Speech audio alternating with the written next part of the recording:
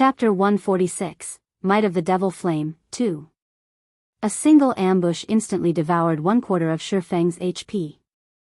Blackie, who stood at a distance, was dumbfounded by this scene. He did not understand why an assassin suddenly appeared here and attacked Shifeng. Although he wished to help Shifeng, time was needed to cast his spells. Moreover, all his restricting skills were already in use on the steel-skinned hippo. He could only helplessly watch as the scene unfolded. The only thing Blackie could do now was to chant and attack with his dark arrows. Such high damage. Watching his HP abruptly decrease by a large portion, Shifeng was inwardly shocked. Previously, when Shifeng faced the level 9 berserker, 5 rats, the maximum damage Shifeng received was only slightly over -100 damage. Yet, one of Absolute Heaven's ambushes caused over -300 damage. Compared to 5 rats, Absolute Heaven's attack power was much stronger. Assassins had very fast attack speeds, so generally, their attack damage could not compete with that of a berserker's. However, they could complement their low attack damage with the number of attacks they could dish out. To say nothing of Absolute Heaven's attack damage, which far exceeded that of the berserker 5 rats. If an assassin could deal the same amount of damage as a berserker with each attack, their total output would be at least double or triple that of a berserker's. In the case of Absolute Heaven, his total output would be 3 to 4 times that of 5 rats.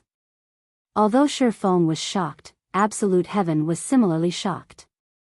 When he had used his ambush on an MT who possessed a complete bronze set equipment and was the same level, the attack stole at least 2/3 of the MT's HP. Now, however, he only managed to remove 1/4 of Shifeng's HP. Compared to those well-equipped MTs, Shifeng's defense and HP far exceeded them. Die! Absolute Heaven's hands twisted, a streak of silver swiping across Shifeng's neck. Simultaneously, his other dagger stabbed into Shifeng's back once more. Garrote. Backstab.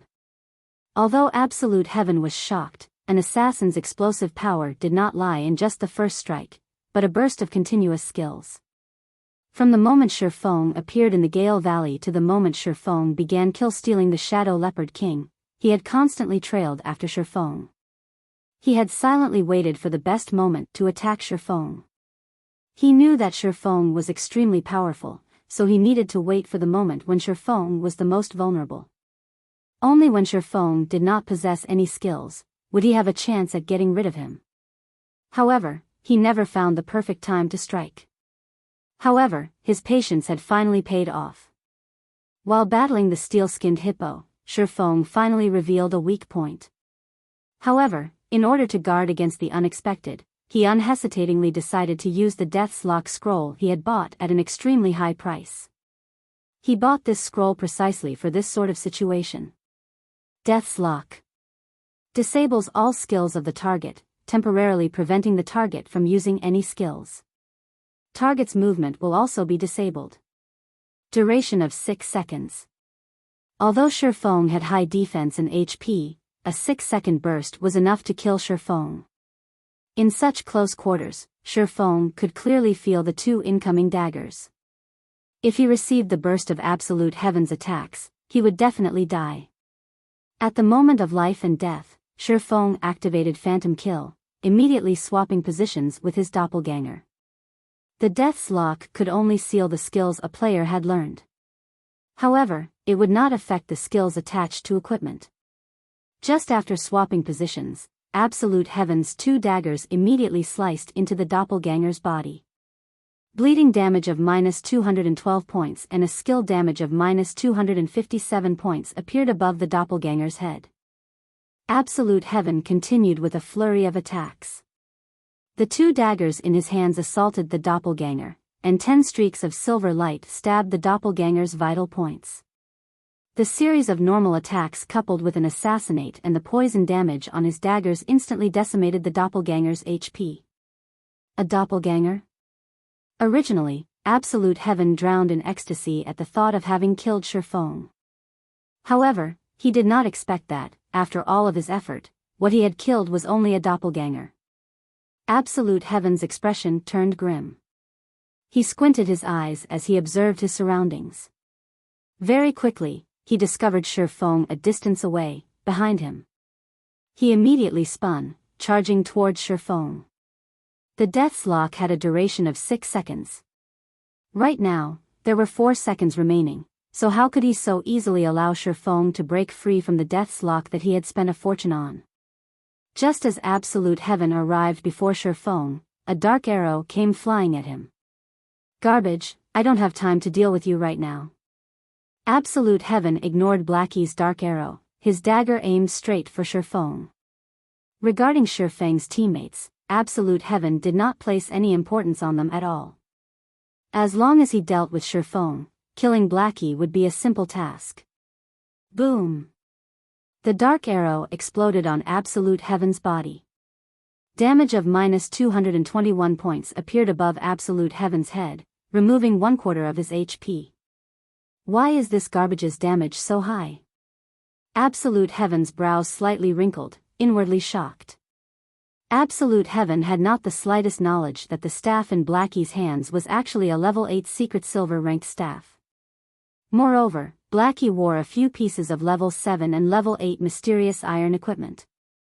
He also used the mysterious iron accessory, the Interpreter's Pendant, that Shi Feng had given him. Blackie's magical damage had long since reached the apex. If it were not for Absolute Heaven's equipment being of excellent quality, he might have lost more than half of his HP from just one of Blackie's dark arrows. However, Blackie's high magical damage could not stop Absolute Heaven. Absolute Heaven still accurately slid his daggers into Shi Feng's vital points. The moment Absolute Heaven's dagger was about to stab Shi Feng used silent steps, instantly appearing behind Blackie. Crap! Seeing Shi Feng vanish before him, rage and dismay filled the assassin. Shi Feng was clearly unable to use any of his learned skills, yet, he still possessed so many skills to avoid the ambush. There were over 25 yards between Absolute Heaven and Blackie. If Absolute Heaven ran towards Blackie, he would waste a lot of time. The seal on Shi Feng would definitely dissipate, and it would become incomparably harder for him to kill Shi Feng. Brother Feng, you're too awesome. You still managed to escape under such conditions. Blackie said with a smile. Watching the previous exchange, shock overwhelmed Blackie. The assassin's speed was impressive. If Shi Feng had reacted a bit slower, he would definitely have lost his life. Blackie couldn't help but break out in cold sweat as he had watched the scene unfold. However, now that the distance between them was sizable, that assassin would be at his wit's end. Stop fooling around and be more careful. That assassin is not someone simple, Shi Feng warned as Blackie still seemed to be in a joking mood. Got it, leave it to me. The cooldown on my skills have already finished, Blackie confidently said. However, just as Blackie turned to look at Absolute Heaven, he discovered that Absolute Heaven was missing. He could only see an enraged steel-skinned hippo, bellowing as it searched for its enemy. Brother Feng, that person's gone missing. Did he just choose to run away since he failed his ambush? Blackie said with a laugh. Just as Blackie turned to look at Shi Feng, his expression immediately turned grim. The assassin from before stood right behind Shi Feng. Causing me so much trouble, you guys should be proud of yourselves, Absolute Heaven sneered, his hand holding some flash powder. He tossed the powder at Blackie. Blackie instantly shrieked as both his eyes lost their vision, causing Blackie to lose his battle prowess. After restricting Blackie, Absolute Heaven's dagger immediately stabbed Shi Feng. Shi Feng did not think that Absolute Heaven could actually learn a high-tier skill like Shadow Steps. Assassin's Shadow Steps allowed them to instantly appear behind an enemy and increased the damage of their next attack by 15%. However, Shi Feng still could not move. Moreover, he did not have any skills left to avoid Absolute Heaven's attack. He could only grit his teeth as he activated the Silvermoon set equipment's second set effect, the Tier 2 Life Shield. The Tier 2 Life Shield would absorb 60% of the damage Shi Feng received, up to a maximum of -500 points. It could delay Absolute Heaven for some time. When Absolute Heaven saw the life shield appear on Shifeng, he was momentarily speechless. He did not understand just how Shifeng came to possess so many life-saving skills, using them one after another. However, a single life shield was still not enough to extinguish his determination to kill Shifeng. Immediately, Absolute Heaven brandished his daggers, sending a flurry of attacks at Shifeng like a fierce gale. He used normal attacks, coupled with assassinate, backstab, and many other damaging skills. Pung! Shifeng's life shield quickly shattered and disappeared. Shifeng had less than 500 HP remaining. Die! Absolute Heaven excitedly shouted. Immediately, he placed all 5 skill points that he had held onto into his finishing skill, Eviscerate. With all his might, he prepared to use his most powerful damaging skill. Soon after, Absolute Heaven's dagger swiveled, accurately sailing towards Shifeng's back. Finishing skill, Eviscerate. A plume of blue flame suddenly appeared above Shifeng's palm. Chapter 147, Might of the Devil Flame, 3. Absolute Heaven suddenly convulsed in shock when he saw the clear blue flame floating above Shifeng's palm. Although this flame looked minuscule, the heat it gave off was extraordinarily hot. Within an instant, he could already feel his mouth drying up. However, since the arrow was knocked, he had no choice but to let it loose. Within an instant, the ice-blue devil flame covered Shifeng's entire body, turning him into a man on fire. The ice-cold dagger suddenly stabbed into Shifeng's back. "You can move already?" Absolute Heaven was greatly shocked. To a top-tier expert like himself, he had a very precise grasp on time. At worst, there was only an error of 0.1 seconds. Absolute Heaven clearly felt that the 6-second duration for the Death's Lock had yet to pass. Yet, Shifeng was still able to use Defensive Blade to block his finishing move, Eviscerate. "Didn't you have a fun time beating me up just now?" Shifeng revealed a faint smile, coldly saying, "It's my turn now." Wielding the Abyssal Blade, which was covered by a layer of clear blue flames, Shifeng used Chop, and the Abyssal Blade transformed into a blazing streak of light as it struck towards Absolute Heaven. "You have less than 500 HP remaining right now. Do you think you can defeat me?" Absolute Heaven sneered, retaliating. The instant the two weapons collided, a trace of shock immediately appeared on Absolute Heaven's frosty expression.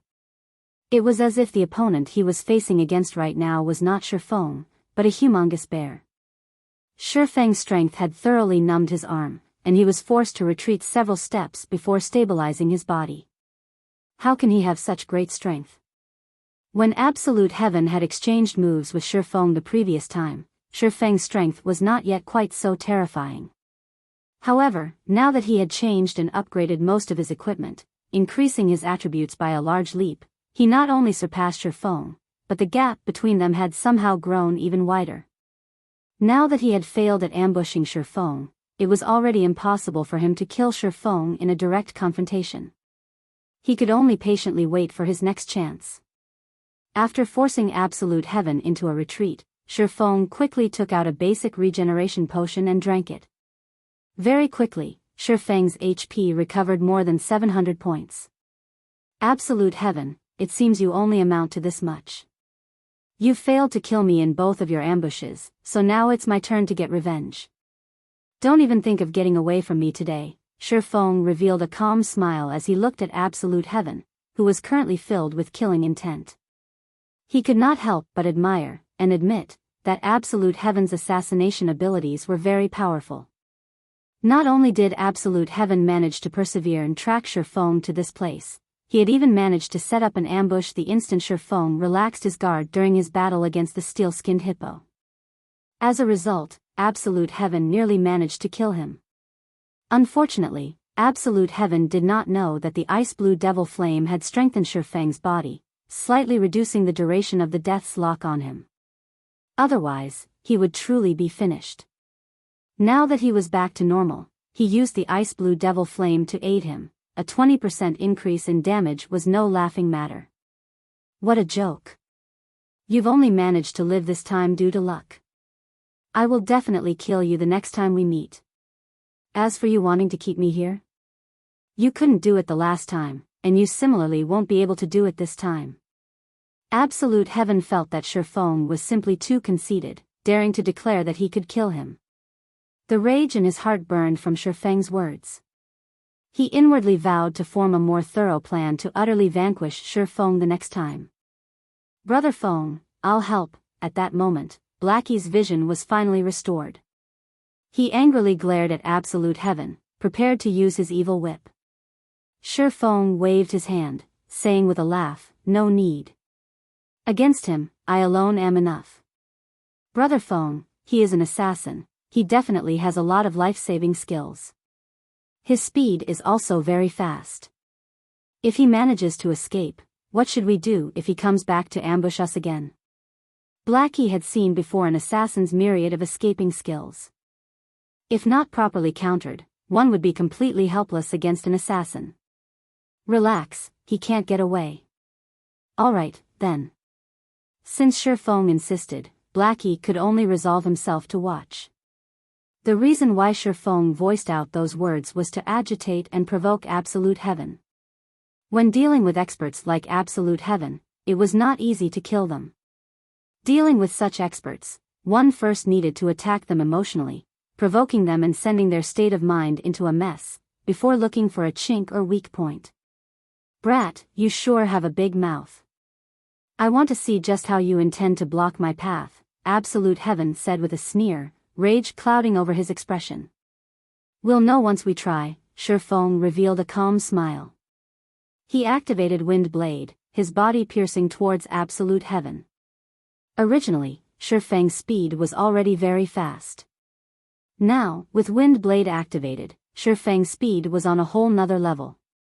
He arrived in front of Absolute Heaven within an instant, 6 sword images immediately stabbing towards Absolute Heaven's vital points. So fast. Absolute Heaven was awe-shocked, hurriedly using his daggers to block the attacks. Pung! Pung! Pung! With the added power from the ice-blue devil flame, Shifeng's attacks were not something that Absolute Heaven could easily block. Immediately, Absolute Heaven was in a disadvantageous position. He desperately blocked and dodged Shifeng's attacks, and he was forced into a retreat with every consecutive attack. After exchanging several moves without using any skills, Absolute Heaven was struck once by Shifeng.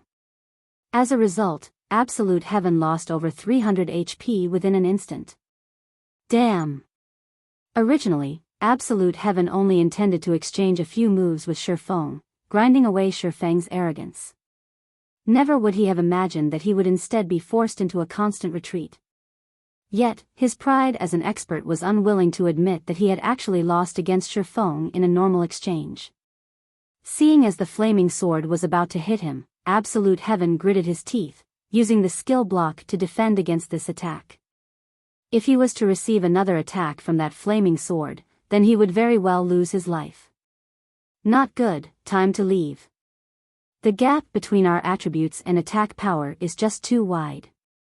After coming to grips with Shifeng, he clearly understood the gap between the two of them. It was especially true for that clear blue flame. Every time his equipment came into contact with it, their durability would continuously fall. Though his secret silver-ranked dagger was better off, only losing a little durability with each clash, the armor he obtained with much difficulty was only of mysterious iron rank. Just a single stab from Shifeng's sword had reduced over a quarter of the armor's total durability. If this situation were to continue, then his equipment would all soon turn to waste. Without the attributes provided by his equipment, he would definitely die under Shifeng's swords. Hence, he immediately turned and ran. You can't escape. Shifeng gave Absolute Heaven no chances at all, activating Windwalk immediately. As fast as a ghost, Shifeng caught up with Absolute Heaven in the blink of an eye. He then let loose his most powerful strength, creating 16 sword images in the blink of an eye. The sword images fully surrounded Absolute Heaven, the flames released by them looking as if they intended to devour Absolute Heaven. Absolute Heaven was greatly shocked. There was no way at all for him to stop so many sword images. He then hurriedly activated Wind Steps, using the 1-second invincibility to block all the incoming attacks. With his speed greatly increased, he immediately entered stealth mode. I said, "You cannot get away." Shifeng immediately leaped up, the silver lake in his hand, releasing the power of fire and thunder towards Absolute Heaven's path of advancement. Absolute Heaven knew that this move of Shifeng's was immensely powerful. He immediately used Vanish, the 1 second of invincibility, allowing him to avoid the damage and fainted effect of the Thunder Flame explosion. After successfully blocking the Thunder Flame explosion, Absolute Heaven no longer possessed any life-saving skills in his arsenal. Just like last time, he was prepared to leap up into the trees, shaking off Shifeng's pursuit. At this moment, he suddenly discovered that he was unable to jump, nor move. Unknown as to when it happened, both his legs had been frozen solid, and even his figure was revealed. "I've already said that you cannot escape." Shifeng was extremely satisfied with the effect of the Frost Grenade. Once again, he sent a burst of 16 sword images stabbing at Absolute Heaven. This time, Absolute Heaven could only go all out, desperately stopping the incoming attacks with his daggers. 2 swords. 4 swords. 6 swords. By the time Absolute Heaven blocked the 11th sword, he was no longer able to keep up with the remaining sword images. He could only helplessly watch as the sword images stabbed into him, damages of over -300 points, and even -400 points, appearing above his head, one after another. Moreover, the durability of the equipment on his body fell madly. By the time Absolute Heaven's HP reached 0, the equipment on his body was all turned to scrape. Absolute Heaven suffered an incomparable heartache, gnashing his teeth. All these equipment were gathered by him, one by one, after spending a large amount of time. Yet, they were all destroyed now. The only thing he could rejoice about was that the 2 secret silver-ranked daggers, which were as precious as his own life, were not destroyed. Soon after, Absolute Heaven's dead body fell to the ground, an expression of unwillingness displayed on his face. "I've already said that you won't get away. Your weapon, I'll gratefully accept." Shifeng looked towards the silver-colored dagger that Absolute Heaven dropped with a smile, picking it up. Chapter 148, Underworld. Absolute Heaven disappeared with the wind after he died. Shifeng toyed around with the dagger Absolute Heaven dropped. The edge of the blade seemed capable of slicing air apart. A dagger with such a degree of sharpness was definitely a rarely seen item. Blade of Assassination? Shifeng took a look at the dagger's introduction, discovering that the weapon was actually an exclusive item for assassins. Blade of Assassination, Dagger, Secret Silver Rank. Level 8. Attack Power plus 51. Strength plus 5, Agility plus 12. Attack Speed plus 2. Durability 35/60. Additional passive skill dash. Sharp Edge, attacks have a 15% chance to cause an armor break effect, reducing target's defense by 50% for 10 seconds. Non-stackable. Class restriction, Assassin. With such a high attack power and agility, it was no wonder Absolute Heaven was able to deal such massive damage to Shifeng. This Blade of Assassination was an assassination weapon completely made to increase the user's attack power and speed. It was definitely a favored weapon for the agility-type assassins. Based on Shifeng's estimations, the Blade of Assassination was worth at least 1 gold coin. With this death, Absolute Heaven will probably need a very long time before he can recover. Shifeng looked at the Blade of Assassination, a smile plastered on his face. Previously, Shifeng still felt apprehensive towards Absolute Heaven constantly following him around and abruptly ambushing him. Now that Shifeng used the ice blue devil flame to give Absolute Heaven a thorough beating, not only did Absolute Heaven lose a level, all the equipment on his body was destroyed as well. Absolute Heaven had even dropped his Blade of Assassination after dying. It would be a long time before it would be possible for Absolute Heaven to come looking for trouble again. Brother Feng, you're just too awesome. You were like the incarnation of the fire god just now. Just looking from afar, I could already feel myself being burned. I didn't think that swordsman would have such a skill. If I had known about it earlier on, would have chosen to play as a swordsman as well. If I were to use this skill to pick up chicks in the future, would definitely catch one with every hook I send. Blackie excitedly ran up to Shifeng, his eyes filled with endless envy as he looked at the ice-blue devil flame covering Shifeng's body. As for the matter of Shifeng managing to kill Absolute Heaven, Blackie paid no attention to it at all. In Blackie's eyes, although Absolute Heaven was indeed an expert, he was still just an elite player of martial union. Shifeng being able to kill him was all too normal. On the other hand, the elegant-looking clear blue flame surrounding Shifeng was the truly shocking matter. Hearing Blackie describing the ice-blue devil flame as a tool to pick up girls, Shifeng became speechless. He did not understand just what was going through Blackie's mind every day. This flame isn't a swordsman's skill. It is a mysterious flame, and it can increase a player's attack damage, Shifeng explained. Mysterious flame? Blackie's face filled with confusion. Although Blackie did not know what a mysterious flame was, but hearing that it was able to increase a player's attack damage confirmed it was definitely an extremely precious item. Seeing that Shifeng possessed such an item, instead of becoming envious, his heart filled with joy. With the mysterious flame, Shifeng could become even stronger than before. When the time comes, let's see who still dared to bully them. At this moment, Lonely Snow also hurried over after finishing picking up the loot from the swamp hippos. When he saw that Shifeng's entire body was covered in flames, giving off a scorching hot temperature, and that Shifeng was even able to control these brilliantly beautiful clear blue flames, he too became incomparably shocked. He nearly regarded Shifeng as a hidden class.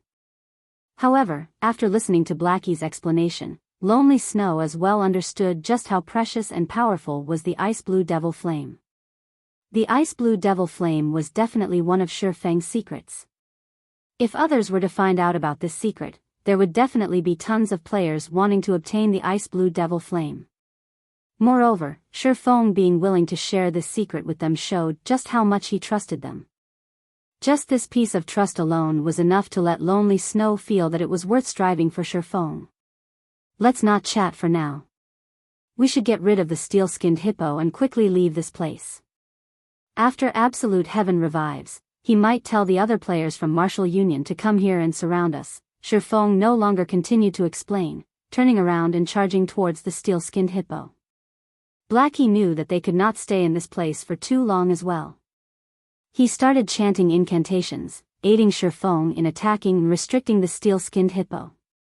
Although the steel-skinned hippo had high HP and defense, with its short vision range, it was destined to become an easy kill for Shifeng.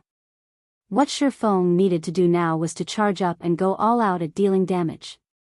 After bursting out all of his skills, he would then turn to escape. Meanwhile, Blackie would desperately attack from a distance, and as long as Shifeng finished using all of his skills, Blackie would use Evil Whip to restrict the steel-skinned hippo. Lonely Snow would then use Charge and Break before escaping as well. After Shifeng was more than 25 yards away from the steel-skinned hippo, the steel-skinned hippo would lose its target, dumbly rushing about. When the cooldown for Shifeng's skills ended, he would then continue with another round of bombardment, repeating the cycle all over again. This time, Shifeng did not keep his strength hidden away. He immediately used the ice-blue devil flame, increasing his damage output by 20%. Simultaneously, the power of Ice-type and Fire-type skills was increased by 40%. With such an increase, Shifeng's damage against the steel-skinned hippo instantly soared. Even his normal attacks could deal around 50 to 60 damage now. As for Thunder Flame Explosion, the skill could cause over 400 damage to the steel-skinned hippo. Even if the steel-skinned hippo had high HP, it still frantically decreased under the fierce onslaught. Several minutes later, the steel-skinned hippo let out a blood-curdling shriek as its body fell to the ground with a boom. It dropped 4 items and gave a large amount of EXP after it died. Amongst the 4 items, 2 of them were level 15 bronze equipment, while the remaining items were a Tier 1 strength gemstone and a bronze-ranked leatherworking material. The effects of the Shadow's blessing was fully displayed here. Otherwise, aside from giving out a lot of EXP, a level 15 elite would at most give out a piece of equipment and some materials only. Let's go somewhere else to kill swamp hippos. After killing the steel-skinned hippo, Shifeng brought Blackie in Lonely Snow to another grinding spot. The silent swamp was extremely large in size. Its size was at least 2 to 3 times that of the Gale Valley. Meanwhile, the habitat of the swamp hippos took up 1/10 of the entire silent swamp. Moreover, they were scattered throughout the entire silent swamp. With the 1 to 200 members of Martial Union, it would be hard-pressed for them to locate Shifeng's party successfully. Moreover, Shifeng was very familiar with the silent swamp. He had once lived at this place for over 20 days in his previous life, so he knew which locations had the highest number of swamp hippos and also the locations with the fastest respawn rates. Shifeng also knew the spawn locations for the elite monsters in Silent Swamp.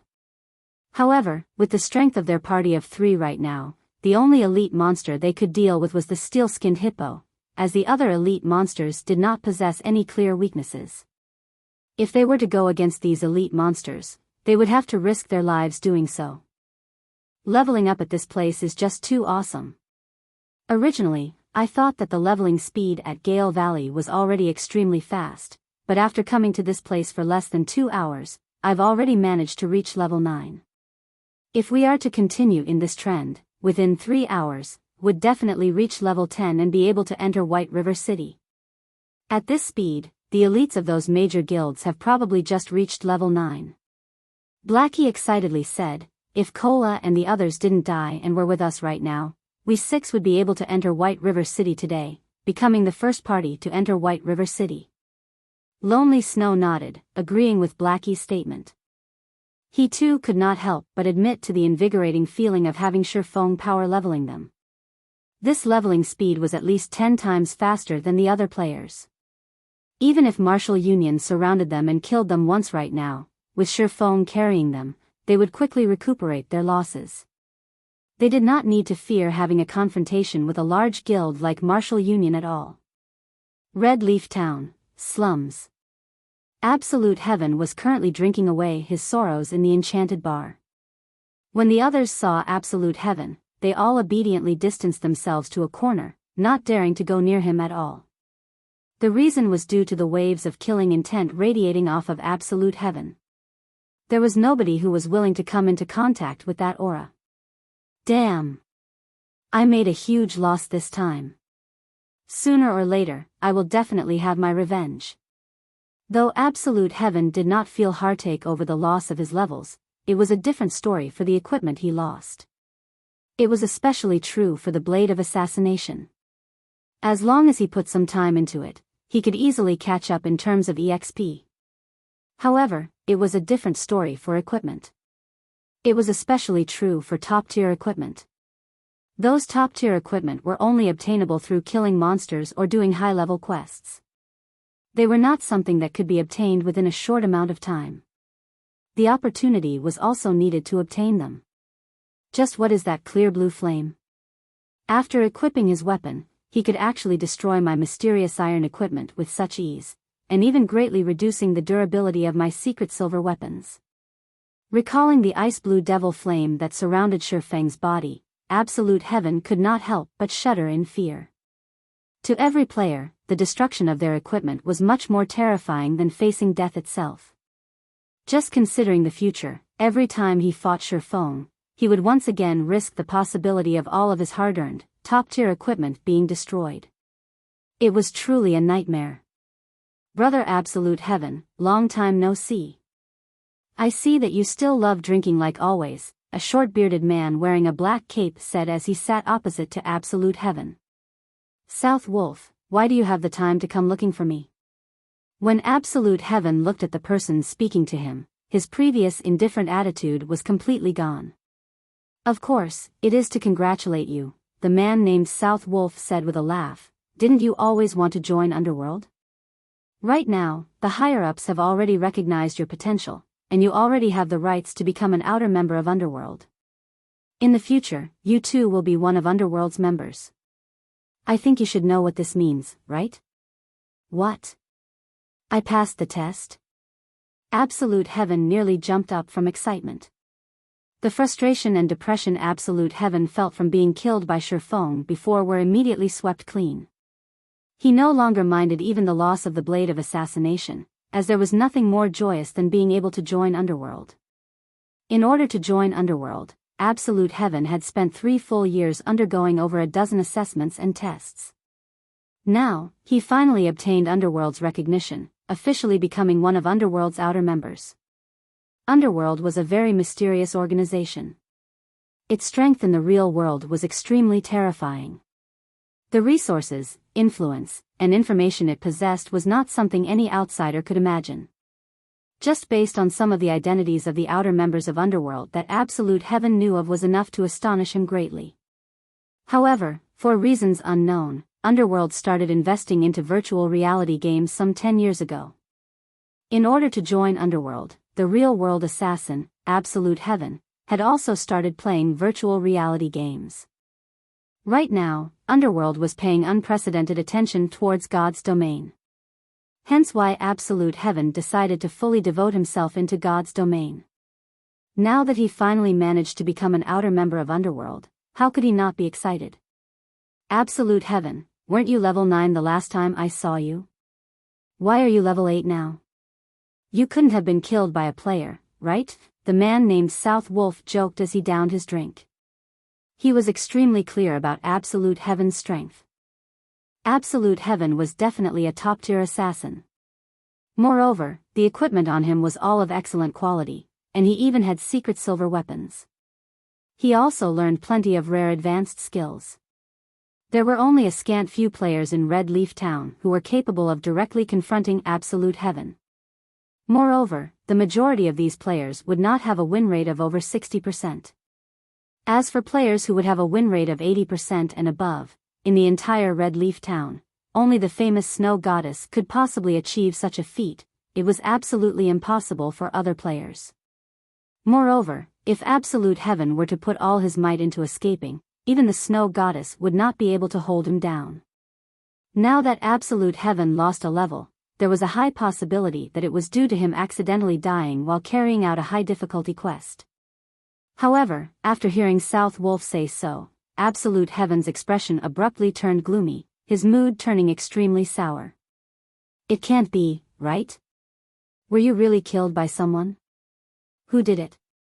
Don't tell me you went and provoked the Snow Goddess, Gentle Snow? You couldn't have been so foolish, right? Daring to provoke even her. Looking at Absolute Heaven's dark expression, South Wolf immediately knew that he guessed correctly. He couldn't help but abruptly spit out all the alcohol in his mouth. Chapter 149, Freezing Shadow. I'm no fool. Why would I dig my own grave by provoking Gentle Snow? Absolute Heaven shook his head. If you didn't provoke Gentle Snow, then who killed you? I doubt that there is another expert like her in the entire Red Leaf Town. South Wolf could not help but become curious. Based on the information he obtained, the experts in Red Leaf Town only numbered so many.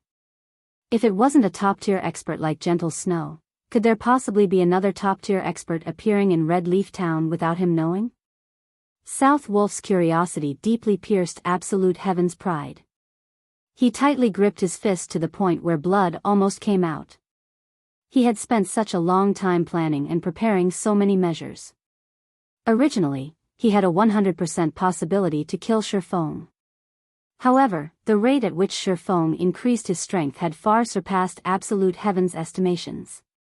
Looking at Absolute Heaven's silence, South Wolf could not help but let loose a smile.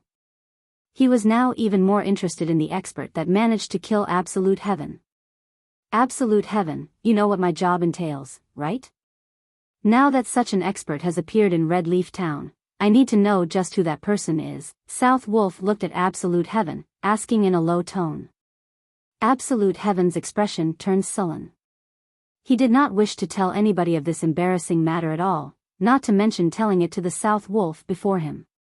Absolute Heaven had maintained a no-loss record for 3 whole years. Yet, today that record was ripped apart by the unknown Chieftain. Moreover, today was even the big day where he got to join Underworld. With such an incident happening, it would definitely affect his standing in Underworld in the future. Ha! I can understand how you are feeling right now. You've managed to join Underworld after much difficulty, yet, you were immediately met with such an incident. It would definitely have a huge impact on your mood. However, this is my job. If you do not cooperate, as an outer member, you might even be expelled from the organization. You should think clearly about your decision, South Wolf said strictly. Absolute Heaven was extremely aggravated. However, he could not retaliate against South Wolf's words at all. He could only forcefully suppress the burning rage in his heart, saying in a low tone, "The person's a swordsman called Yifeng." Swordsman Yifeng? Isn't that the Yifeng that cleared the hell mode of the Dark Moon graveyard together with Gentle Snow? South Wolf entered into deep thought. I've seen his battle recording before, and I've also analyzed his strength. He is indeed an expert, but it is only up to a normal standard. He has no qualifications to join Underworld at all. Now that he has actually managed to kill you, however, it would seem that he has previously hidden quite a lot of his strength. What hidden strength? It's just dumb luck. I don't know where he got it from, but that flame of his was extremely powerful. It was able to destroy my equipment during battle, and that flame greatly reduced even the durability of my secret silver weapons. If it wasn't for that flame, he would have no chance at killing me at all, Absolute Heaven said in disdain. Flame? It could even destroy equipment, and not even secret silver weapons could block it? South Wolf became even more curious. I recall that swordsmen do not possess such a skill. It should be some sort of special equipment skill. However, if not even a secret silver weapon could block it, the skill is definitely not anything simple. This special equipment quality must be extremely high. It must be a dark gold ranked special equipment or item.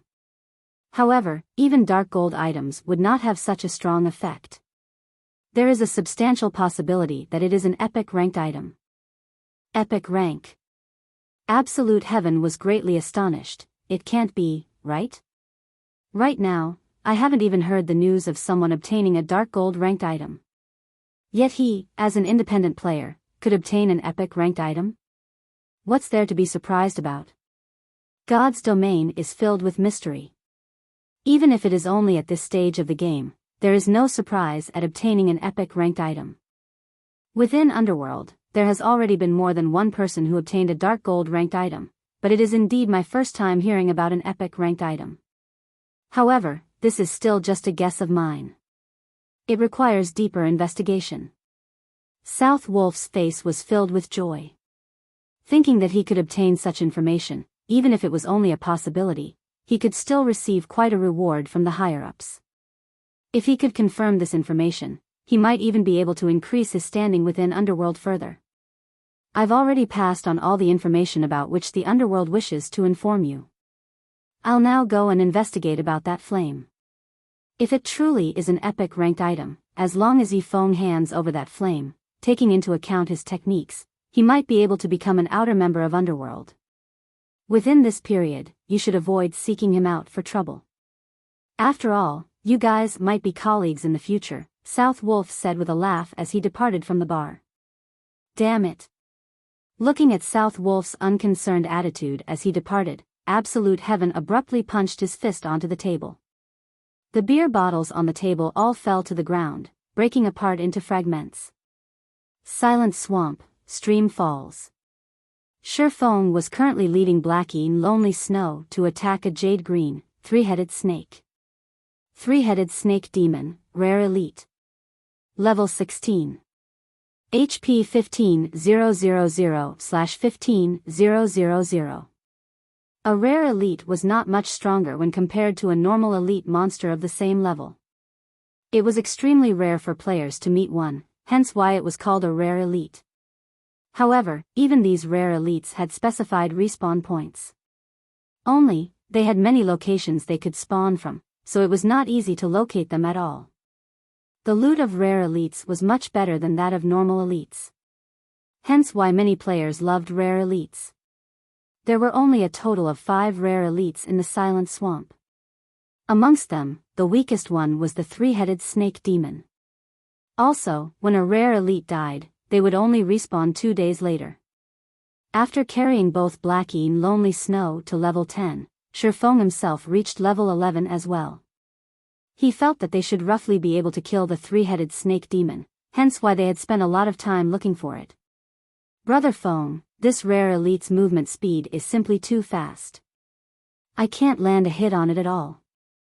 Blackie continuously used Dark Arrow to attack the 3-headed snake demon. However, the snake demon was extremely swift in its movements. It was able to dodge all the dark arrows that flew at it easily. No problems. You just need to use Curse to weaken the 3-headed snake demon's speed and strength, Shifeng said in the party chat. Previously, they obtained many good items from grinding the swamp hippos. Amongst those items was the Weakening Curse skill book for Cursemancers. The skill was able to reduce all the attributes of the target by 15%, damage dealt by 15%, and increase the darkness damage the target received by 10%. It was one of the signature skills of Cursemancers. In addition to the evil whip binding and restricting the 3-headed snake demon, and also Lonely Snow's charge and break, Shifeng could easily deal with this monster. The 3-headed snake demon's main form of attack was a long-range venom attack. This venom was extremely terrifying, and even a level 15 MT would not be able to withstand the sustained damage caused by the venom. Moreover, basic antidotes were completely ineffective against it. On the bright side, the 3-headed snake demon had very low physical damage. Moreover, the 3-headed snake demon had much less defense when compared to the steel-skinned hippo. Just Shifeng's normal attacks alone could deal over -150 damage to the snake demon. In addition to the damage amplification effect from Thundering Strike, each of Shifeng's normal attacks could deal close to -200 damage. If he were to use a skill, then the damage dealt would exceed 300 to 400 points. With only 15,000 HP, the 3-headed Snake King stood no chance at all against Shifeng's frightening damage. After 10 minutes or so, the 3-headed snake released a pained cry, its body smashing down into the stream. It also dropped 5 pieces of items. Brother Feng, your luck recently is getting better and better. It's even better than mine now. Looking at the large number of good items dropping from the monster Shifeng killed, Blackie could not help but curiously comment. According to his memories, Shifeng's luck before was not very good. Even if Shifeng killed elite monsters, at most he would get 1 piece of bronze equipment. Now, he would get at least 3 pieces of bronze equipment, and even rare materials or skill books. It was truly unfathomable. Ha ha ha. It's a secret. Shifeng smiled. He naturally would not reveal that it was due to the contribution of the Shadow's blessing. The effect of the 3 points in luck was not something with which Blackie could catch up. Shifeng then picked up the loot, discovering a very familiar item. Isn't this the freezing shadow?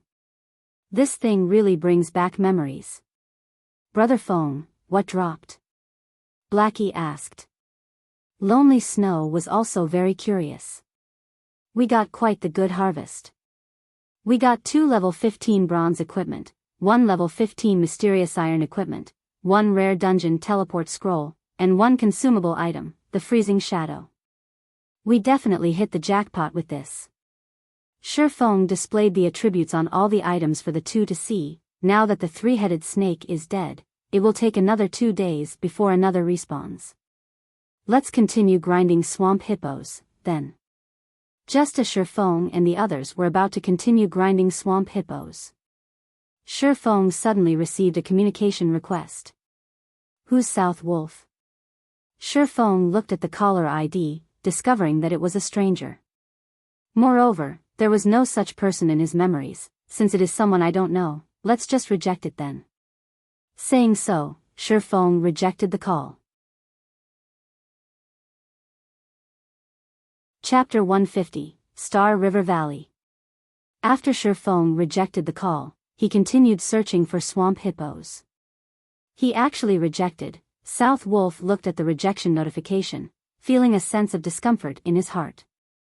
Normally, those with social standings would earnestly wish to converse with him in order to form friendly ties. Now, however, he was actually met with a situation like this. It was definitely a first for him. However, the ones above had already given him the command to make contact with Shifeng. Hence, he could only endure it and continue attempting to contact Shifeng.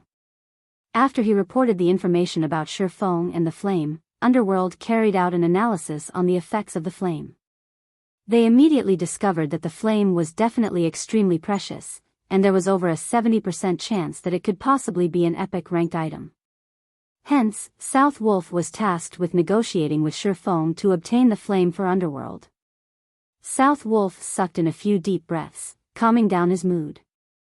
He then sent another communication request to Shifeng. However, every single request for communication was met with rejection. Crap. I can't believe this. Let's see how long you can keep on rejecting my calls. South Wolf sent a communication request once more. This is getting irritating. Shifeng rejected the request once again. He then adjusted the system settings to stop receiving calls from strangers. After turning off the system interface, Shifeng suddenly felt that the world became much more peaceful and serene than before.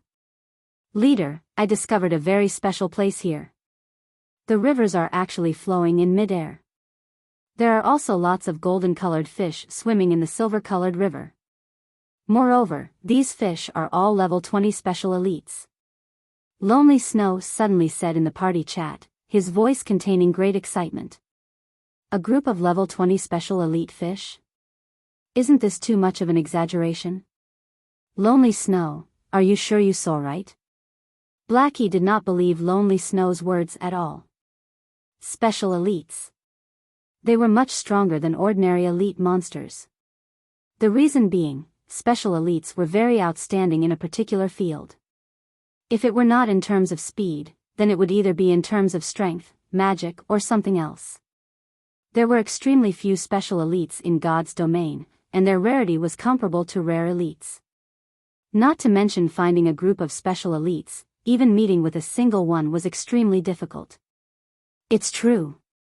If you don't believe me, I'll send you a picture of it. After taking a look at the picture, it was indeed as Lonely Snow said. The location in the picture was like a wonderland on Earth, dazzlingly beautiful. It was truly hard to imagine that the dark and damp silent swamp would have such a location in it. There were hundreds of big golden fish in the Silver River, and they all shone brilliantly, creating a dazzling sight. Golden-colored fish? Shifeng entered deep thought as he looked at the golden fish in the river. Suddenly, he thought of a possibility. What are the coordinates? I'll come over immediately.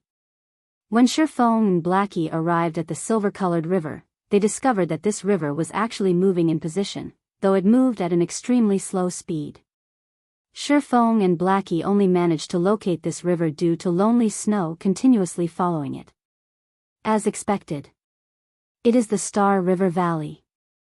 Shifeng smiled. Star River Valley was one of the rarely seen marvels in God's domain.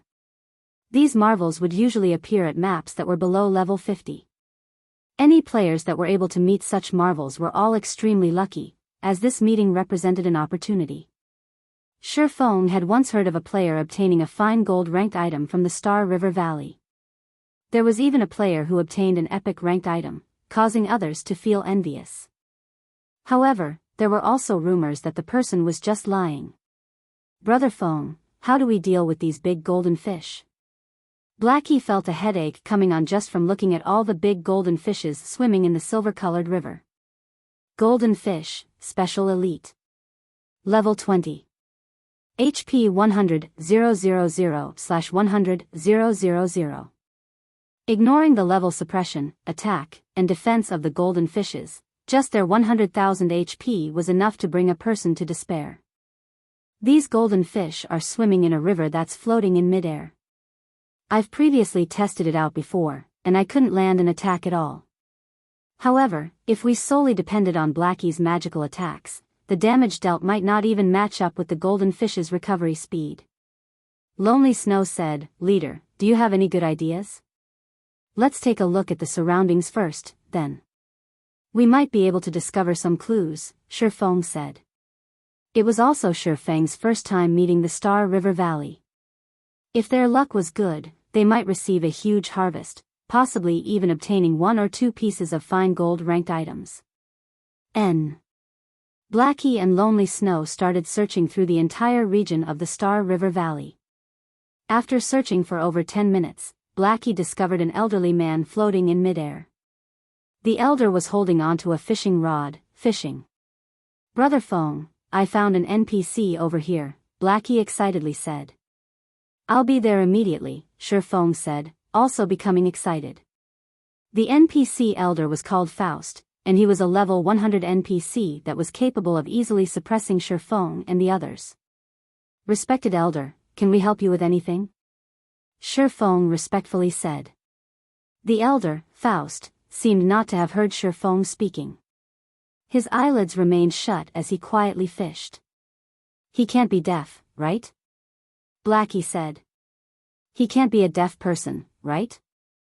I'm guessing that his hearing is impaired. After all, that NPC's setting is that of an old man, so his hearing should have deteriorated. He should be able to hear us if we speak louder." Lonely Snow shook his head. "This old man is the great Faust. You adventurers are truly ill-mannered, daring to actually speak about this old man in such a way. This old man is going to give you two a punishment." Faust abruptly opened his eyes. Floating in midair, he looked at both Blackie and Lonely Snow as he spoke in a furious tone. "Holy crap. This NPC doesn't react to praises, but immediately reacts when we talk bad about him? Isn't his IQ too high?" Blackie was shocked. Lonely Snow was also incomparably shocked. However, before the two of them could recover from their shock, Faust casually pointed a finger at them. The two of them suddenly floated high up into the air, before plunging down to the ground, nearly dying from the fall. After teaching the two a lesson, Faust started fishing once again. "You too," Shifeng laughed as he spoke in the party chat. "The NPCs in God's domain possess extremely high intelligence.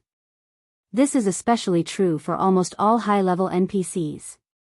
They are totally different from the average Joe. You guys should treat powerful NPCs with respect in the future." This time, Faust could be considered to have given you a light lesson. If he were to become truly angry, there is the possibility that he might even kill you. In Shifeng's previous life, many players who paid little respect to NPCs. In the end, they were killed off by said NPCs. Shifeng had even seen more severe cases where NPCs would kill off a player whenever they met. "Brother Feng, why didn't you say so early?" Blackie complained. "I wanted to say it, but you guys spoke before I had a chance to say anything," Shifeng shrugged, shoving away the blame. D. Just as Shifeng was about to reveal his strategy, the system's message notification constantly rang out. One after another, the message notifications created a symphony of beeps. Shifeng became speechless. Just where did so many messages come from? Why is it South Wolf again?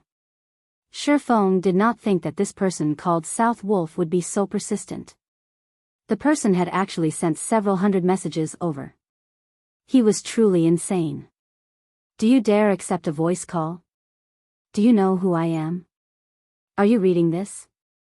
I know you're reading this. There is a big opportunity awaiting you right now. You best contact me immediately."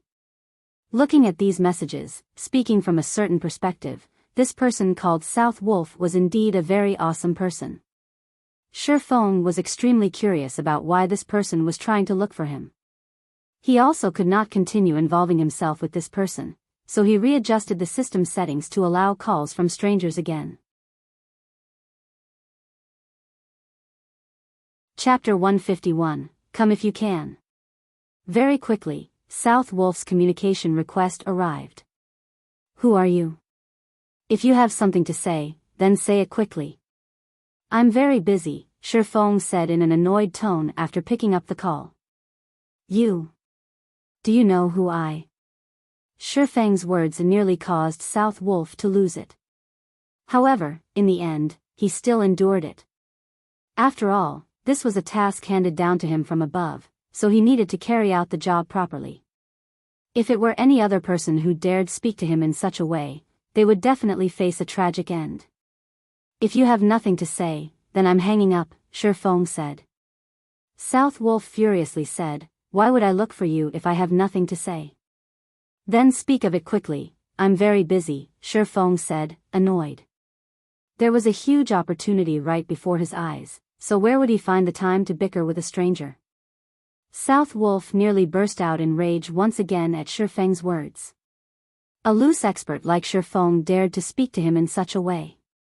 However, after giving it some thought, South Wolf realized that Shifeng only dared to speak to him in such a way due to not knowing his real identity. I need to calm down. Calm down, South Wolf consoled himself, saying, as long as he knows my identity, he will definitely be shocked witless. I am the spokesperson for Underworld. I assume that you have never heard of the name of Underworld, right? That's because Underworld is a gigantic hidden organization. If a person does not reach a certain degree of standard, they will have no qualifications for knowing about our existence at all. As for the strength of Underworld, I can tell you about it right now. Even if it is an assassination expert like Absolute Heaven, after striving for 3 years, only now did he manage to obtain the qualifications to become an outer member of Underworld. Until now, he was just in existence at the very bottom. What? Absolute Heaven is just an outer member of Underworld? Shifeng was slightly shocked. Indeed, he had never heard of the name of Underworld before. He also did not know how powerful it was. However, if a top-tier assassin like Absolute Heaven was just an outer member, it could be seen just how unfathomable a background Underworld possessed.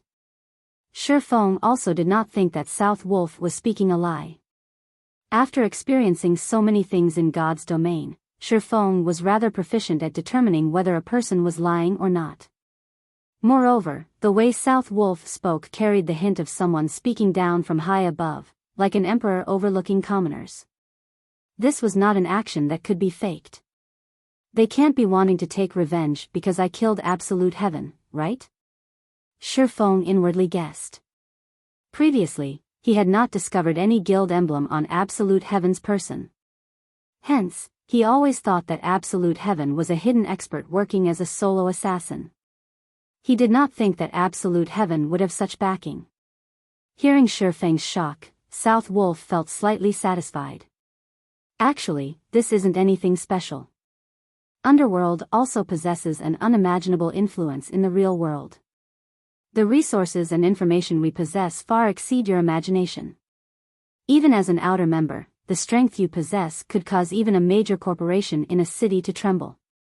Even the snow goddess, Gentle Snow, that you're very familiar with, has to treat an intermediate member of Underworld with respect, not to mention the upper management of Underworld. South Wolf laughed, proudly saying, by telling you all this information, I am not trying to brag about Underworld, but instead, I am telling you just how powerful of a background Underworld possesses. If you don't believe me, you can go ask Gentle Snow. Without sufficient strength, one would not even have the qualifications to know about the existence of Underworld.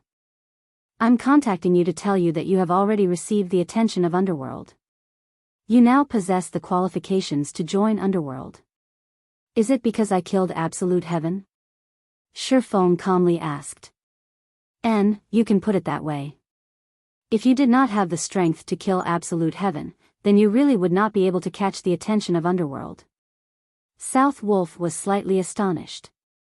Shifeng was actually not the least bit excited after hearing his words. If others were to receive a similar message, they would normally be ecstatic, wishing they could join immediately. After all, by joining Underworld, one could have many chances to become acquainted with a group of large characters. Carrying out tasks in the future would also become much more convenient. The information Underworld possessed far exceeded what one could imagine, and it would have an unimaginable benefit towards one's future development. So you're saying, as long as I agree, I can become an outer member of Underworld immediately. Shi Feng had long since weathered through plenty of storms. He was no longer that immature youth in his early 20s. Hence, he reacted extremely calmly. In Shi Feng's previous life, as the guild leader of Shadow, he had never heard of the existence of Underworld. However, Shi Feng did not find it strange either. After all, Shadow was only a second-rate guild. In the eyes of first-rate guilds, they were but an ant on the road, not worthy to be mentioned at all. You can put it that way as well. However, it would not be easy if you wished to join Underworld. Right now, you only possess the qualifications to join. Moreover, in Underworld, we have always believed that, if you wish to obtain something, then you need to pay an equivalent price for it. Only when you can afford the price to join Underworld, would you be able to officially become an outer member. Can you tell me what sort of price I need to pay? The price to join Underworld is a considerable amount. Even Absolute Heaven spent 3 years to join. However, you are extremely lucky.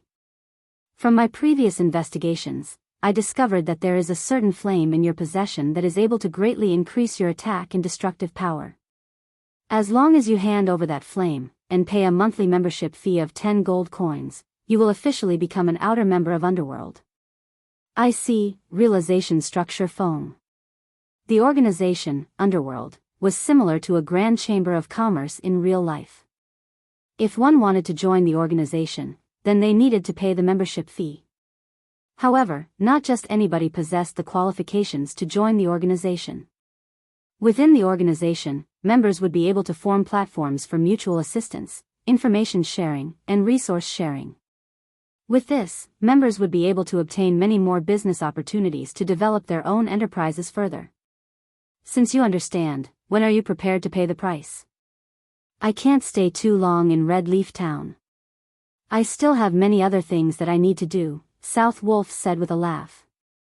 As long as he could obtain the epic ranked flame in Shi Feng's hands, coupling it with several years of accumulated contributions, he would be able to officially become an intermediate member of Underworld. At that time, he would be able to call the wind and rain as he pleased. Sorry, but I refuse to join. You should look for someone else, Shi Feng said in a stern tone.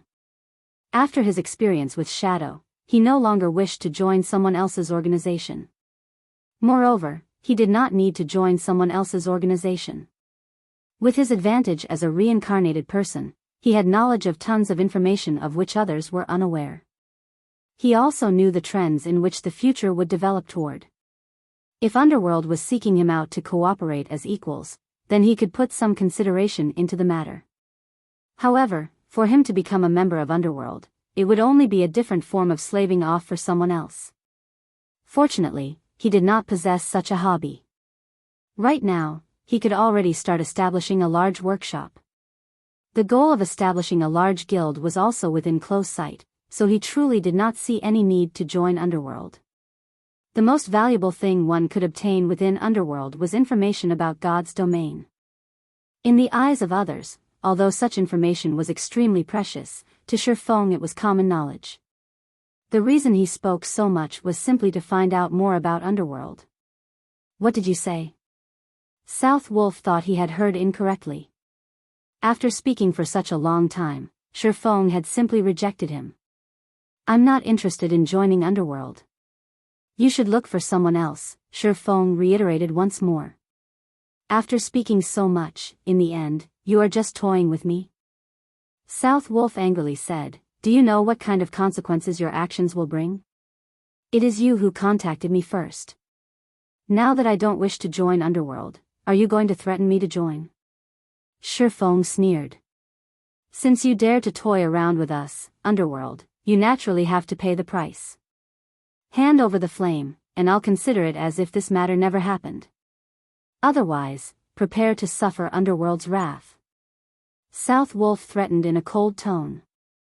Ha ha ha. You finally revealed your fox's tail. Since the beginning, your goal has always been the flame, right? You found out from absolute heaven that my flame is not anything simple, so you wish to have it for yourselves now, is it? Shi Feng calmly said, I only have one sentence to say to you. If you guys have the ability, then come. Chapter 152, Legendary Character. South Wolf fell silent at Shifeng's calm reply. He clearly informed Shifeng of Underworld's background and its frightening might, yet, Shifeng still resolutely chose to oppose Underworld, refusing to hand over the flame. This was the first time South Wolf encountered such a case. If you think that, just by being acquainted with and backing of a gentle snow, Underworld will not dare target you, you couldn't be more wrong. South Wolf sneered, even the currently famous Ouroboros does not dare possess enmity against Underworld, not to mention a measly first vice leader. I'll give you one last chance to hand over the flame. That way, you can still play in God's domain comfortably.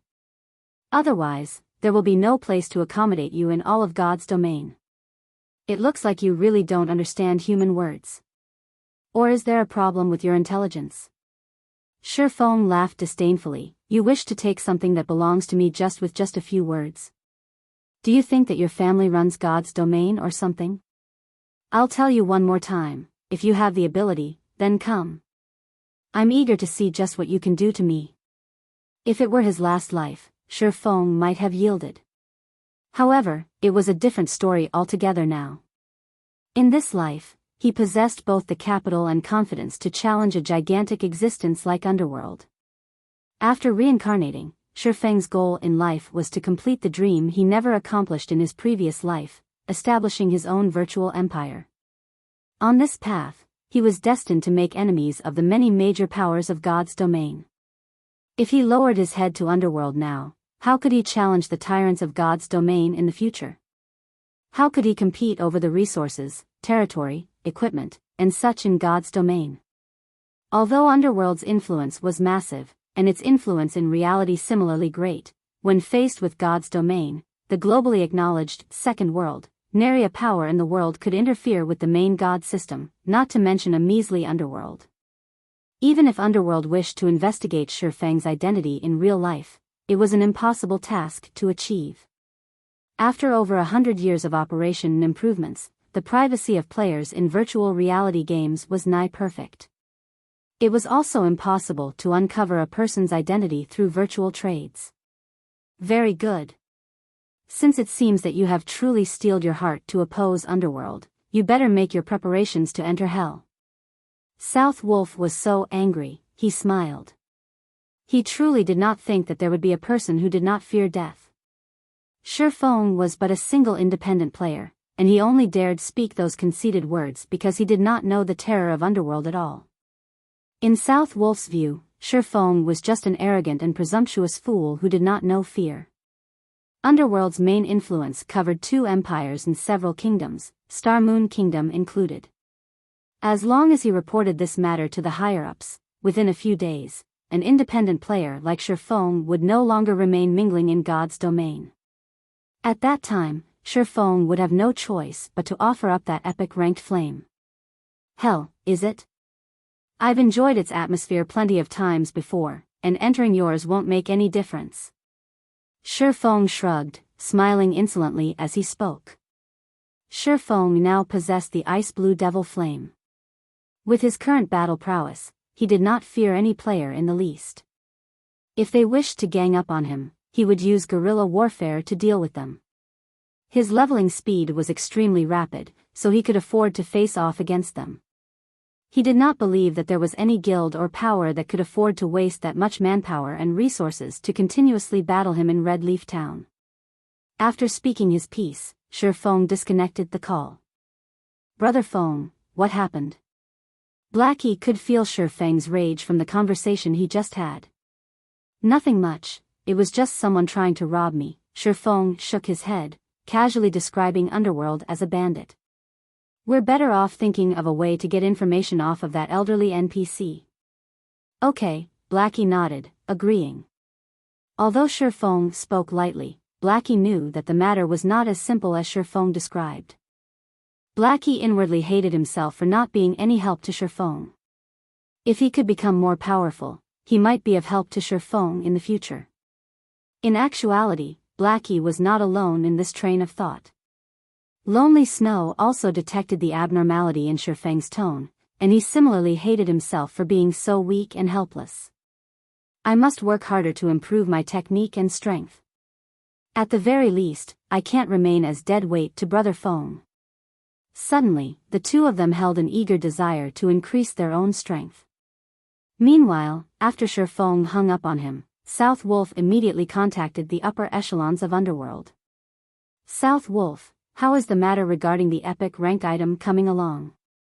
Young Master Feng, I've already tried my best, but that Brett Yi Feng still refused. He also looked down on Underworld, telling us to come at him if we have the ability. Ha ha ha. He's truly an interesting fellow. It is no wonder Snow is paying attention to him. I haven't met such an arrogant person for a very long time now. Since he has rejected my good intentions, let him disappear from God's domain. I'll give you the authority to mobilize all of Underworld in White River City, so quickly fetch me that item. Yes, this subordinate will definitely succeed. After the call ended, South Wolf released a sigh of relief. Listening to that person's tone, they were definitely angry. Otherwise, that person would not have given him the authority to mobilize the full strength of Underworld in White River City just to deal with a single Yi Feng. Yi Feng, let's see how long you continue acting freely. Very soon, I'll show what kind of place hell really is. Just thinking of Shifeng was enough to cause South Wolf's belly to fill with rage. However, when he thought about how he could operate all the power of Underworld in the White River City region, he could not help his excitement. Although Underworld had a very low member count, each and every one of them were elite experts. Some were even the upper echelons of major guilds. If he gathered all of the members within the White River City region, the total power might even surpass that of a third-rate guild in White River City. Being able to mobilize such a power, just thinking of it gave him an invigorating feeling. Moreover, a majority of Underworld's members were players who walked the path of darkness. What they loved most was murder, and they were the best at dealing with independent players like Shifeng. Meanwhile, as South Wolf thought of ways to deal with Shifeng, the person, himself, was in the process of having a conversation with the NPC named Faust, albeit a one-sided one. According to Shifeng's understanding, Faust was a strange old man. Although Faust was a strange old man, he was also a legendary character. He was once known as the Elemental Dominator. During his youth, Faust had once killed a mighty dragon and had even sealed the Great Demon King. A Great Demon King was the human equivalent of a Tier 5 class. Moreover, Faust was once a teacher to the Emperor of the Black Dragon Empire. Rumor had it that Faust had once fought against a god and survived the encounter. However, when he reached the age of 100, he suddenly started wandering all over God's domain. Right now, Faust was already an old monster that exceeded the age of 300. As to how powerful Faust was right now, Shifeng was unable to properly discern that.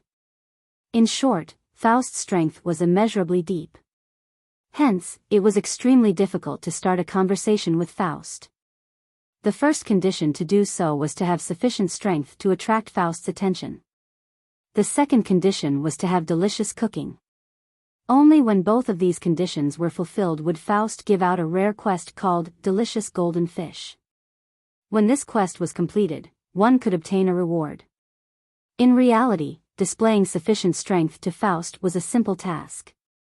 To do so, one merely needed to deal over 100 damage to the golden fish. However, it was an extremely difficult challenge for players below level 20 to cause over 100 damage. At the very minimum, one needed to be level 20 and possess a complete set of bronze set equipment and a mysterious iron weapon to achieve such damage. Moreover, before one displayed their strength, they needed to initiate a conversation with Faust. On the surface, Faust appeared to not take notice of players. In reality, he secretly paid attention. Yet, just when Shifeng was about to inform Blackie and Lonely Snow about these conditions, the two of them started cursing at Faust. However, this could also attract Faust's attention. Having the backing of Chapter 153, Legendary Item. After attracting Faust's attention, Feng's remaining task was to deal damage to the golden fish. These level 20 golden fish currently swam within the bright silver river suspended in midair. The river was around 25 to 30 yards above the ground, making it impossible for any normal melee class to attack the golden fish. Moreover, the golden fish had scales as hard as diamonds, and it was nigh impossible for players below level 20 to cause them over 100 damage in a single attack. The golden fish possessed a very high magic resistance as well, reducing the magic damage they received by 40%. Also, the golden fish swam at exceptionally fast speeds in the Silver River, making them extremely hard to hit. As a result, there were many players who gained nothing despite having found the Star River Valley. One thing that greatly differed God's Domain from other virtual reality games was that, in God's Domain, there were many fortuitous encounters available out in the field. These encounters could allow a player to soar to fame and power overnight, and Feng had seen many such examples before.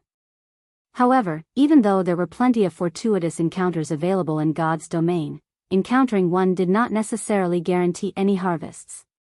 Whether one could obtain anything from such an encounter depended on one's abilities. Blackie, Lonely, you two take this.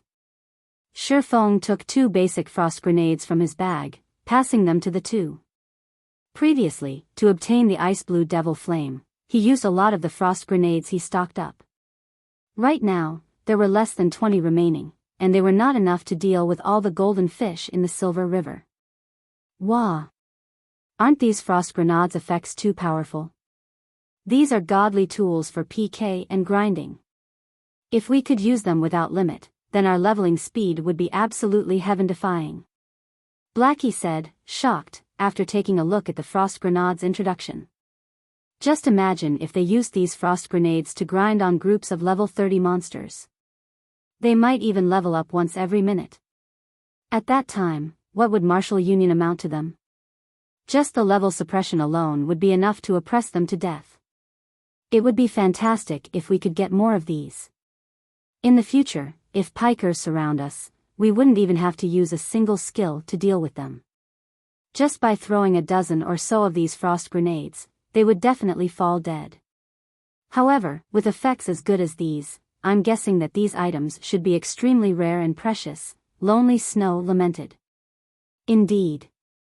Not to mention using them for grinding and PK, just having a few of these tools of massacre as lifesavers would be good enough. The longer Blackie looked at the frost grenade in his hand, the more he could not bear to part with it. With this item in hand, he could use it to save his life at the most crucial of moments. Feng only revealed a smile at the two's reactions. He took out another frost grenade for himself, turning to look at the golden fish in the suspended river, saying, stop chatting. In a moment, I'll count down to 3, and we'll all throw our frost grenades at the golden fish together.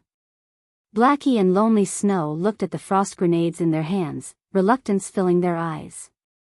Brother Feng, using the frost grenades to deal with these golden fish is just too wasteful.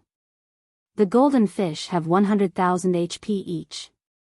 The 200 damage from these frost grenades will not make any difference. Moreover, these items can be used at a crucial moment to save our lives. Using them right now is simply a waste. That's right, leader. Blackie and Lonely Snow both tried to persuade Feng. His actions right now were simply that of a wastrel. Feng was dumbfounded and speechless at the two's persuasion. Previously, he had used these frost grenades to grind to level 9. Just use them with ease. I still have plenty of them in my possession. Later, I'll give every member of the party 30 of these frost grenades, Feng said with a laugh. Blackie and Lonely Snow were immediately shocked, even thinking that they had heard wrong. A frost grenade was such a precious item, yet, Feng planned to give each of them 30 in the future? This was simply madness. In the future, if they met those bastards from Martial Union, with the frost grenades in hand, couldn't they utterly massacre them? With Feng's assurance, the two of them followed Feng's instructions, throwing their frost grenades at the golden fish suspended in midair. Boom! The frost grenades exploded in the midst of the Silver River. Even though the golden fish were adept at dodging, the explosion radius of the frost grenades was extremely wide. Some of the golden fish that did not manage to escape immediately froze solid, damages of over -100 points appearing above their heads. Faust, sitting suspended in mid-air, stroked his white beard. He nodded his head, saying, "Not bad. It seems that you guys have some ability to actually cause some damage to these golden fish. Esteemed Lord Faust, we are only here to catch some golden fish to cook. We hope that our brutish actions did not disturb you." Shifeng acted courteously as he said. "Oh. I didn't think that you guys would be interested in cooking these golden fish." When Faust heard the word cook, a flash immediately appeared in his eyes. "Since you guys wish to catch the golden fish, I wonder if you can help me catch some live ones as well? My strength is too strong, and I will simply kill these golden fish if I am not careful. This dilemma has left me with no choice but to slowly fish here." "This," Shifeng said with a hesitant expression. "Relax, I won't mistreat you all. As long as you can obtain a satisfactory amount of golden fish for me, I can trade some items for them. How about it?" Faust casually waved his hand, and immediately, tens of items with pleasing appearances appeared and floated in midair. Every single one of these tens of items was extremely valuable.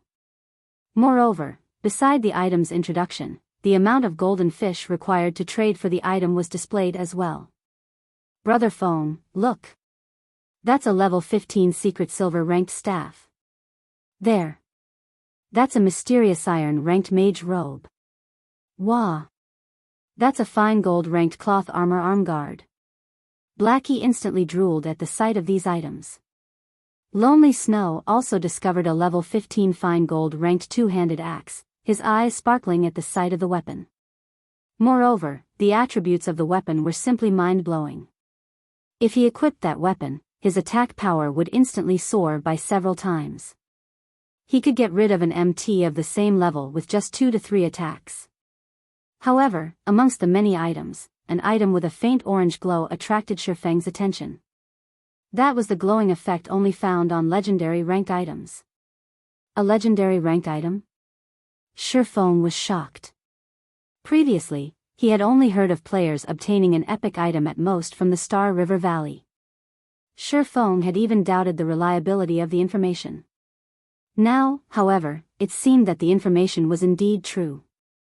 The rarity of a legendary item was several tens of times greater than that of an epic item. If a legendary item were already present among the rewards, it would not be strange for there to be an epic item as well. In Shifeng's previous life, even after he reached level 200 and became a top-tier sword king, he did not possess a single legendary ranked item. To Shifeng, a legendary ranked item was but a fleeting dream. Only the extremely few Tier 4 Apex experts would possess 1 or 2 legendary items. It was obvious just how rare a legendary item was. Meanwhile, these players who possessed 1 or 2 legendary items, even if they were only at the peak of Tier 4, their battle prowess would not be any weaker than a Tier 5 player that did not possess any legendary items. It was apparent just how much of an improvement a legendary item provided to a player's strength. Shifeng did not think that, in this life, he would bear witness to a legendary ranked item. This situation was no different than a dream. It was not just Shifeng who discovered the legendary ranked item. Even Blackie and Lonely Snow noticed it, as the orange glow that the item gave off was simply too eye-catching. "Brother Phone, I'm not dreaming, right? That's a legendary ranked item, right?" Blackie pinched his own cheeks, saying. Meanwhile, Lonely Snow was speechless from excitement. He kept clapping Blackie's shoulders as he pointed towards the legendary item. "You guys are not hallucinating. That is indeed a legendary ranked item. It is also something that I chanced upon. However, this item is useless to me. Although it is possible to obtain this item if you want it, it won't be so easy." Faust stroked his beard as he said with self-satisfaction. He felt extremely satisfied by the shocked expressions of Shifeng and the others. At this time, Shifeng had calmed down. Although a legendary item was right before his eyes, obtaining it was an entirely different matter. As for snatching the item away from Faust, that would be no different than suicide. They could only follow the rules to obtain it. Shifeng then clicked to look at the legendary item's introduction. Heavenly Dragon's Sacred Breath, fragmented legendary rank. Chapter 154, a quest that is impossible to complete. Fragmented legendary rank? Shifeng was slightly surprised, but he still felt that it was reasonable. In Shifeng's previous life, the statistics showed that, after operating for over 10 years, there were no more than 3,000 legendary ranked items discovered in God's domain. Right now, however, God's domain had only recently started operation. So, how would it be possible for a legendary item to appear here so easily? Just a fragment alone was already a miracle in and of itself. Blackie and Lonely Snow were dumbfounded after seeing that the item was only fragmented legendary rank. They got all excited over something that was completely different from what they imagined. As a result, their fiery, passionate hearts instantly cooled. Isn't this just a scam? Didn't you say that it was a legendary item? Why is it only a fragment? Blackie complained to Faust.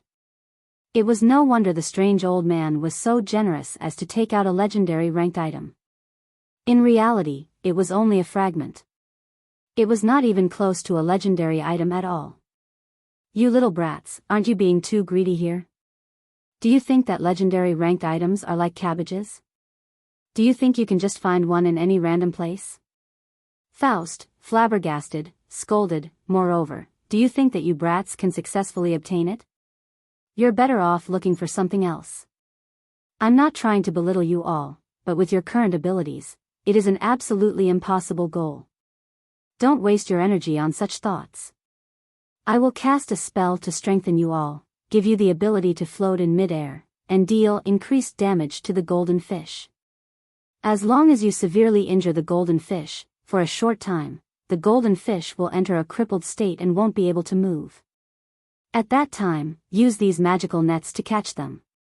Following which, Faust took out 3 golden-colored, magical nets, handing them over to Shifeng's group. He then chanted some incantations, providing Shifeng's group with over a dozen buffs, greatly increasing the three's attributes. Their attributes multiplied by almost 3 to 4 folds, and at the same time, they could ignore up to 15 levels. Who says we won't obtain? With such powerful attributes, the Heavenly Dragon's breath will definitely be ours. Looking at his increased attributes, Blackie's confidence instantly grew by over 100-fold. Lonely Snow nodded in agreement as well. He could not help but wish he could begin his assault on the golden fish immediately. Regarding Shifeng's strength, the two of them held an almost blind faith in it. Shifeng had simply shown them too many miracles. His battle techniques were even matchless. Ha ha ha. Young folk being so confident is a good thing indeed. However, you should first look at the exchange quantities. Faust stroked his white beard as he laughed. He did not mind Blackie's words at all. The three of them immediately checked the exchange quantities. Level 15 bronze ranked item and level 20 bronze ranked item required 1 to 2 golden fish. Level 15 mysterious iron ranked item and level 20 mysterious iron ranked item required 3 to 5 golden fish.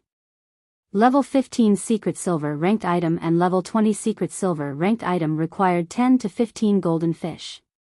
Level 15 fine gold ranked item and level 20 fine gold ranked item required 30 to 50 golden fish. Level 15 dark gold ranked item and level 20 dark gold ranked item required 100 to 200 golden fish. Fragmented legendary ranked item required 1000 golden fish. There were a lot of golden fish in the entire Silver River. At a single glance, one could tell that there were several thousand golden fish in the river. Blackie and Lonely Snow could not help but smile.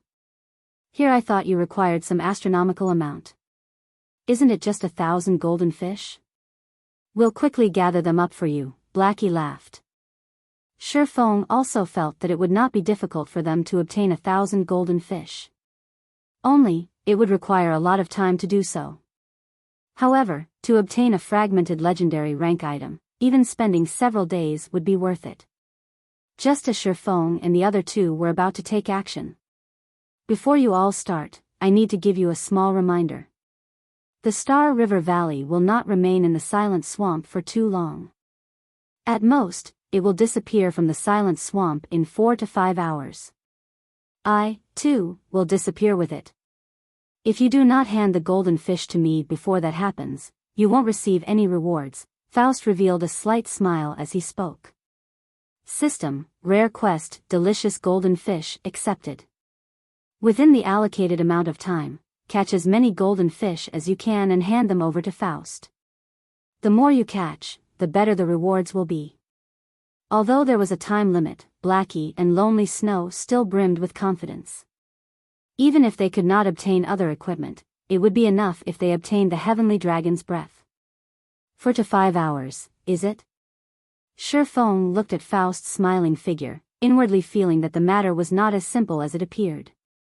Otherwise, why would Faust be so generous as to show off a fragmented legendary rank item for exchange? However, time was of the essence. The three of them immediately started catching the golden fish. At this moment, Shifeng's communication notification rang up again. The call's requester was Gentle Snow. Miss Snow, I truly have to thank you for your support last time. Otherwise, those internet trolls would have painted me as a scammer, Shifeng jokingly said. In his heart, Gentle Snow was definitely someone worth his friendship, and all her care and aid towards him had clearly proven this matter. At least you still have a good heart, Gentle Snow laughed sweetly. More importantly, I'm contacting you this time just to ask you about a single matter. What happened? Shifeng inwardly felt that Gentle Snow behaved somewhat strangely today. Did you come into contact with people from Underworld? Gentle Snow suddenly asked. That's right, they contacted me, Shifeng nodded his head, saying. Hearing Shifeng's acknowledgement, Gentle Snow could not help but ask in curiosity, just what happened between you? Nothing much. They just wanted something from me, and I refused to give it to them, Shifeng calmly said. How could this be? Although I don't know what actually happened, don't try to trick me.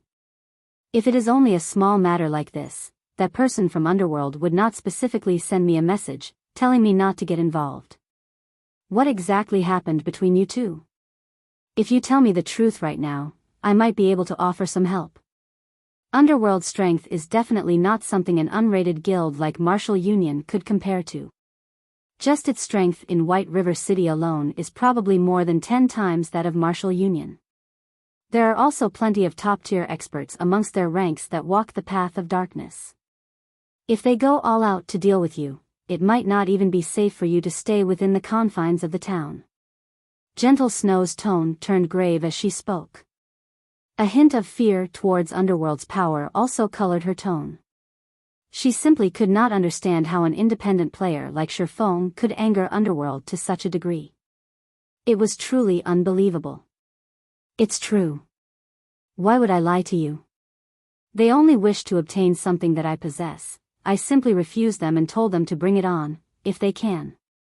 There really isn't anything else, Shifeng said with a bitter smile. You call that nothing else?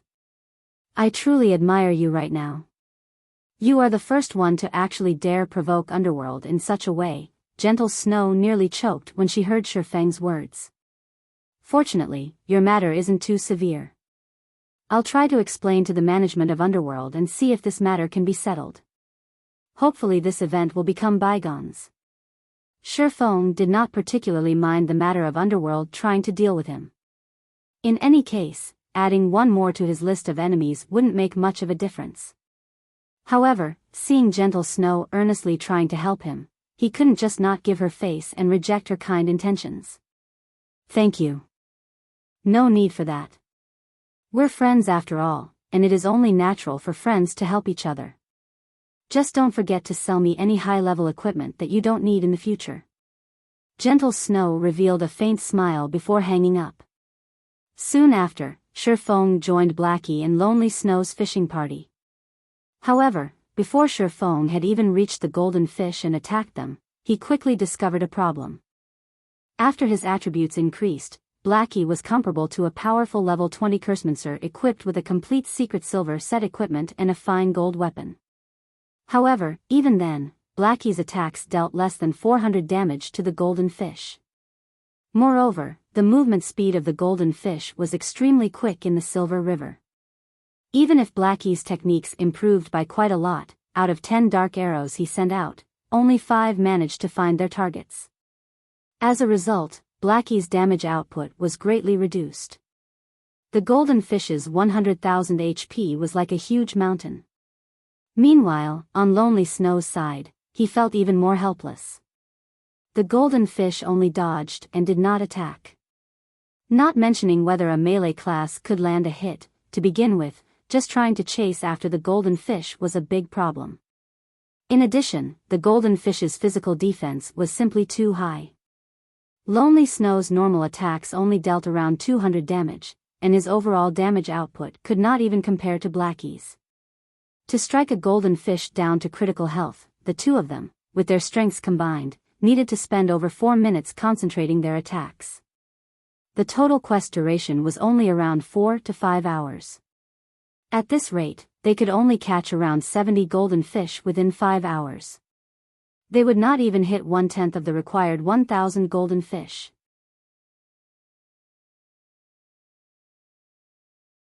Chapter 155, Devour once more. After spending a long amount of time, Blackie and Lonely Snow finally managed to catch a golden fish. At this moment, they both realized that they had greatly underestimated the difficulty of the challenge. Not to mention a fragmented legendary ranked item, even a dark gold ranked item was a fanciful delusion. This old man has already said that your strengths are just too weak. Stop thinking about the heavenly dragon's breath and be more realistic. Otherwise, you all might not get anything in the end. Faust, who floated in the air, smiled. In reality, Faust only teased Shifeng's group for fun by taking out the fragmented legendary rank item. In God's domain, even a fragmented legendary rank item was an incomparably precious item. Its value was over 10 times that of an epic ranked item. If one were lucky, one might even restore the legendary fragment into a true legendary ranked item. So, who would be willing to give it away? This was why Faust had set such an unreasonable and unattainable amount for exchange. That damned old man. He is clearly just toying with us. Blackie cursed in the party chat. Leader, what do we do now? Should we just give up on the fragmented legendary and dark gold ranked items and just go for a fine gold ranked item? Lonely Snow had already given up on an unattainable item. Shifeng shook his head, saying, "You guys focus on catching the golden fish. I'll try by myself." It was impossible for Shifeng to give up on the fragmented legendary rank item. Who knew when he would have another chance to meet with a fragmented legendary ranked item? Moreover, the difficulty of obtaining one at that time would definitely be much higher than now. If he couldn't even obtain a fragmented legendary ranked item, how could he secure a legendary ranked item in the future? Soon after, with his attributes now greatly increased, Shifeng rushed towards a golden fish that currently swam in the Silver River. Chop! A black light slashed at the golden fish's soft-sided abdomen. He struck the golden fish before it could even react, a damage of over -1,400 points appearing above its head. Immediately after, Shifeng sent a normal slash at the golden fish, causing over -800 damage. Following which, Shifeng brandished the silver lake in his hand. 3 electric arcs wove across 8 golden fish. Instantly, damages of -1,056, -1,384, and -1,758 appeared above their heads. In the blink of an eye, the golden fish lost over 6,000 HP. The frightening damage surprised Faust. Not bad, Faust praised as he stroked his white beard. However, he still did not hold a thread of belief that Shifeng could procure the heavenly dragon's breath. On the other hand, there was a large possibility for him to secure a dark gold ranked item. Brother Feng. Leader. Looking at the damage Shifeng had caused, Blackie and Lonely Snow forgot to continue attacking the golden fish as their eyes filled with fanaticism and excitement. With such frightening damage, there might really be a hope of completing the quest. Don't just stare at me, continue your attacks. Shifeng said in the party chat, his hands not halting their actions as he spoke. Shifeng's intense attacks quickly caused the golden fish's HP to fall at flying speeds. In the end, Shifeng had only spent about 100 seconds to capture a golden fish, using around 2/5 of Blackeen Lonely Snow's time. As expected, it's still not enough, Shifeng wrinkled his brows. At this rate, even if Shifeng continuously attacked and captured the golden fish without stop, he would, at most, capture 170 to 190 golden fish. There would still be an immense gap from the targeted 1,000 golden fish. Ha ha ha. Young man, you have truly given me a shock. However, I've already said this before, you all should not try to obtain the fragmented legendary ranked item. With all three of you combined, it would be good enough to trade for 1 or 2 dark gold ranked items, Faust laughed with confidence. Naturally, Shifeng did not give up at Faust's words. Suddenly, a clear blue flame appeared floating above Shifeng's palm. This flame was the ice blue devil flame. The ice blue devil flame wrapped around Shifeng's entire body, increasing Shifeng's damage by 20%. I've truly underestimated you. You can even control a mysterious flame. When Faust saw the ice blue devil flame, he was once more given a shock. Looking at the mysterious flame's power, it should be a Tier 2 mysterious flame. Mastering a Tier 2 mysterious flame at such a young age, you are truly not a simple fellow. Unfortunately, it is still not enough. With the support of the ice blue devil flame, Shifeng's damage soared once more. He then attacked zealously, filling the sky with sword images. Now, his normal slashes alone could deal over 1,000 damage, while his chop dealt over -1,700 damage. The most frightening was the thunder flame explosion, dealing over -3,000 damage. In the end, Shifeng only spent around 1 minute to successfully catch a golden fish. Moreover, Thundering Flash, Earth Splitter, and Thunder Flame Explosion also dealt some damage to the other golden fish. Only, the cooldowns for these skills were too long. In addition to the golden fish constantly swimming about, never staying in a single place, the effects of these AoE skills were extremely limited. Continuing at this pace, Shifeng could catch somewhere over 300 golden fish in 5 hours. However, it was still a great distance from 1,000. Am I really not able to attain the fragmented legendary ranked item? Shifeng felt very reluctant. No matter what was said, a fragmented legendary ranked item was simply too rare. Finding one now was only due to heaven-defying luck. Ha ha ha. Don't be discouraged, young man. You have already performed quite well. If you all can capture 400 golden fish, I can trade you an epic ranked item. Consider it as a reward for your efforts, Faust smiled, consoling.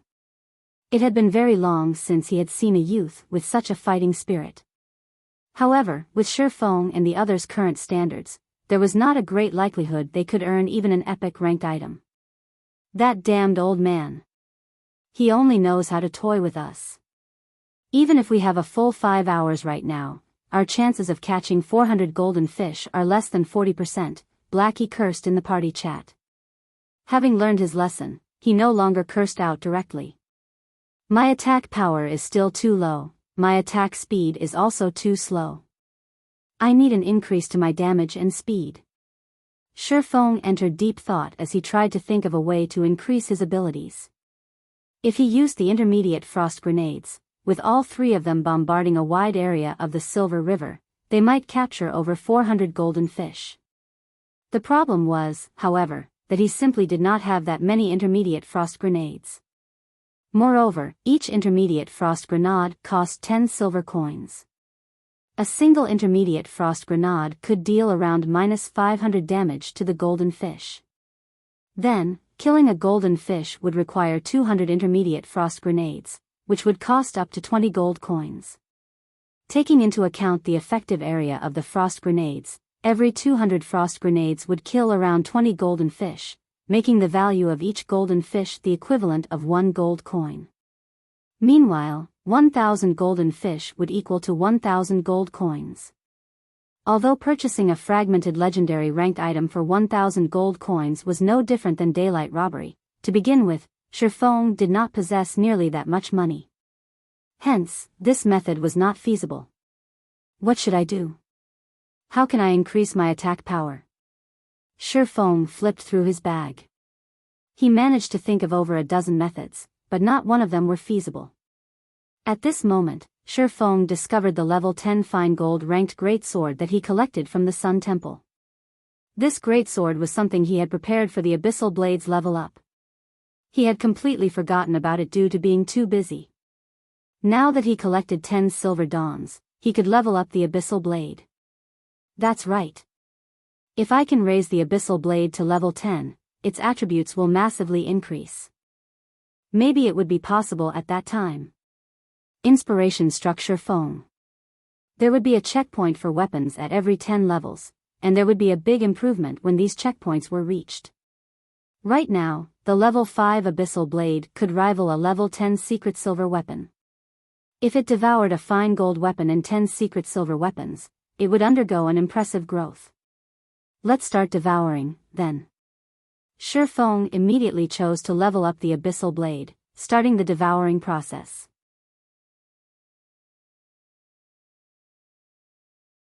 Chapter 156, Black Dragon Coming into Being. At a glance, the Kabula wilderness was comprised mainly of silt and gravel. There were also plenty of abandoned pastures and farmland. From time to time, sounds of crows cawing reverberated throughout the land. Level 10 monsters, such as white-tusked boars, large bisons, and vultures, roamed this land, and they were all extremely ferocious. At this stage of the game, a level 10 monster area was an extremely dangerous place for players. However, in a certain pasture in the Kabula wilderness, a 20-man team currently grinded on white-tusked boars. We're almost finished clearing out the monsters over here. Little Shadow, go lure some more monsters over, a handsome youth commanded. This youth wore a set of golden armor and wielded a great sword. Yes, the level 9 assassin called Little Shadow very respectfully answered. He then turned to lure more monsters. If an average player witnessed this scene, they would probably be incomparably shocked. A level 9 assassin wearing mysterious iron-set equipment was definitely an expert of God's domain. No matter which large guild such an expert joined, he would be one of the upper echelons of the guild. However, such an expert was unexpectedly willing to take on the role of an errand boy, and there was not even a hint of resentment or rage in his eyes when treated as such. On the contrary, there was even a hint of pride in them. What? Snow, the golden-armored youth was slightly surprised when he received a communication request from this person. He picked up the call and spoke in a soft tone, "Snow, it's been a while since you've contacted me. How have you been recently? I really don't know why you insist on staying in a guild like Ouroboros. Won't you develop further if you join me in Underworld?" Feng Xianyang, I've already said it before, I will not join Underworld. I will depend on myself to create my own legacy. I'm only looking for you today to ask for your help on a matter, Gentle Snow calmly said. Say it, then. As long as it's a request from you, Snow, I will strive to fulfill it, the golden-armored youth immediately said with a smile. This was the first time Gentle Snow had came to him asking for help. Previously, Gentle Snow had constantly tried to put distance between them, so this was a golden opportunity for him to show off. It's nothing big. It's about the message that you sent me before, telling me to stay out of that matter. I understand the crux of the problem, and isn't it just a small conflict? Moreover, Yi Feng is a friend of mine. So, I hope that you can give me some face and let this matter go, Gentle Snow said. Yi Feng, is it? Feng Xianyang wrinkled his brows. He did not think that Gentle Snow would ask him about this matter. That's right, it's Yi Feng. What are your thoughts? Gentle Snow asked. Since you've already spoken, naturally, there will be no problems. You can rest assured, I'll talk to my subordinates about it, Feng Xianyang smiled. Soon after, Gentle Snow disconnected the call. Snow, why would you care so much about the Yi Feng? You don't usually pay much attention to anyone else. Don't tell me you've taken a liking to that brat? Zhao Yueru, who stood beside Gentle Snow, giggled, the expression she revealed suggesting the two must be involved with each other. You're overthinking things. Gentle Snow rolled her eyes at Zhao Yueru. She then said in a soft tone, moreover, don't forget who it was that gave us the potion-making recipe. Not only did it allow you to become an intermediate potion-making apprentice, but you are also earning a lot of money with it. Aren't you happily counting your silver coins all day right now? Fine, I admit that he was indeed a great help, so we ought to help him in return this time. Hearing Gentle Snow saying so, Zhao Yueru was like a kitten that had its sore spot poked, acting pitifully. Moreover, Yi Feng's help isn't limited to just that one time. It was only thanks to him that we managed to clear the hell mode of the Dark Moon Graveyard, allowing my position in Ouroboros to rise rapidly. Many elders in the guild have also changed their initial attitudes towards me, choosing to stand on my side instead. This result has saved me from many troubles, and I haven't even gotten the chance to thank Yi Feng for this yet. Helping him with a small matter like this is nothing. Gentle Snow then continued, if Underworld still doesn't give up and still wishes to deal with Yi Feng, I can only use that move. However, since Feng Xianyang has already agreed, there should be no problems. On the other side, after Feng Xianyang ended the call, his face paled with anger. Feng Xianyang could not understand just what sort of relationship Gentle Snow had with that Yi Feng for her to actually speak up for him. Feng Xianyang had been trying to woo Gentle Snow for so long, yet, she had paid him no attention from the start. Right now, Underworld was just teaching Yi Feng a lesson, yet Gentle Snow immediately came calling. The degree of care that she gave Yi Feng was abnormally high. It had even reached a degree that caused Feng Xianyang jealousy. Feng Xianyang had both money and power. He was also incomparably handsome. He was hundreds of times better than the Yi Feng in every way. Yet, Gentle Snow chose to pay attention to Yi Feng instead. There must be a problem here. However, Feng Xianyang was extremely clear about Gentle Snow's daily lifestyle. There was no chance that a minor character like Yi Feng could meet her in real life. The only possibility was in God's domain. There must be something that he had here that led to Gentle Snow treating him so well. If Yi Feng remained in God's domain, the two of them might have a deeper development. The more Feng Xianyang thought about it, the more plausible it seemed. Feng Xianyang's eyes gleamed with a cold glint. He had no intentions of watching his years of effort go to waste. I absolutely cannot let the Yi Feng remain in God's domain. He would not tolerate Yi Feng's continued contact with Gentle Snow. He needed to get rid of Yi Feng immediately. Only with Yi Feng gone would there be no possibility of any development occurring between him and Gentle Snow. Young Master Feng, do you have any commands? South Wolf respectfully asked. I want you to break apart the relationship between Yi Feng and Gentle Snow. Think of a way to turn them against each other, then make Yi Feng disappear from God's domain. However, you cannot let others know that Underworld is involved in this matter. Do you understand? Feng Xianyang coldly said. Understood. This subordinate will carry out your orders.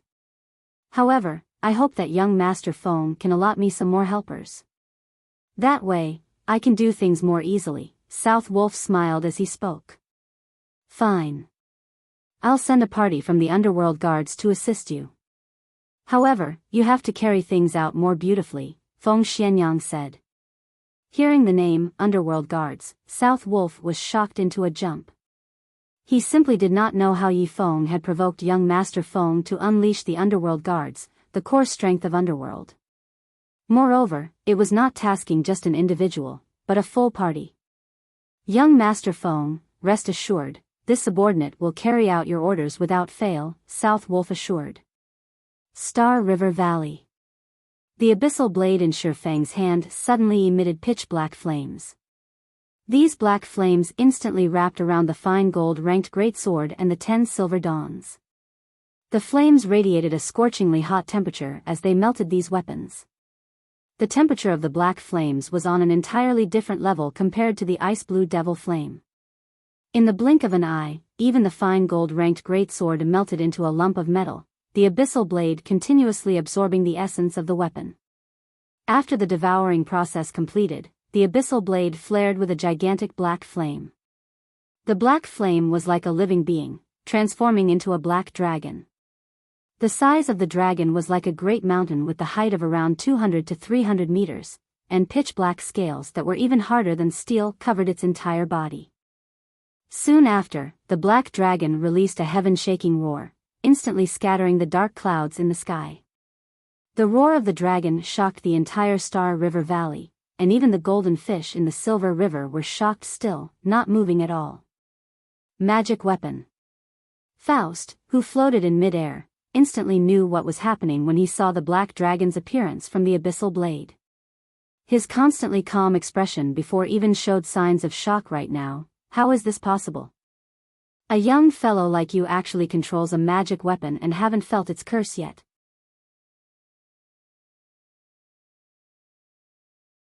Chapter 157, Battle Prowess dramatically rises. The appearance of the black dragon instantly sent Blackie and Lonely Snow into shock. Just standing on the ground and feeling the roar that rang through the skies was enough to cause one to tremble with fear. As for the flames surrounding the black dragon, the temperature it radiated increased the temperature throughout Star River Valley by more than 10 degrees. The black dragon had thoroughly frightened them stiff. The black dragon glanced at its surroundings, its sight stopping on Faust momentarily before shifting to Shifeng. It isn't trying to kill me, right? This was the first time Shifeng had personally witnessed a dragon. In God's domain, dragons were the symbol of power and destruction. It was obvious just how terrifying dragons were. Not to mention, the dragon before him right now was a king amongst dragons, the Black Dragon King. Young man, relax. It died long ago, and this is merely a phantom of its past. It cannot hurt anybody at all. It has only materialized itself now because you allowed the magic weapon to devour and obtain new power. Faust could see the worry in Shifeng's eyes, hence, he explained with a smile. As expected, the Black Dragon King before Shifeng simply stared him, taking no other actions. However, even if it were just a phantom, it was still enough to frighten a person greatly. If the actual body of the Black Dragon King were here right now, it might have instantly turned the entire Star River Valley into a sea of flames, a living hell. Shifeng and the others would not have remained standing there, safe and sound. After a moment, the shadow of the Black Dragon King dissipated, turning into black flames as it returned into the abyssal blade. Immediately, the abyssal blade began its transformation. Unknown silver-colored runes suddenly appeared on the pitch-black blade in Shifeng's hand. The abyssal blade itself gave off a faint illusion of being surrounded by black flames.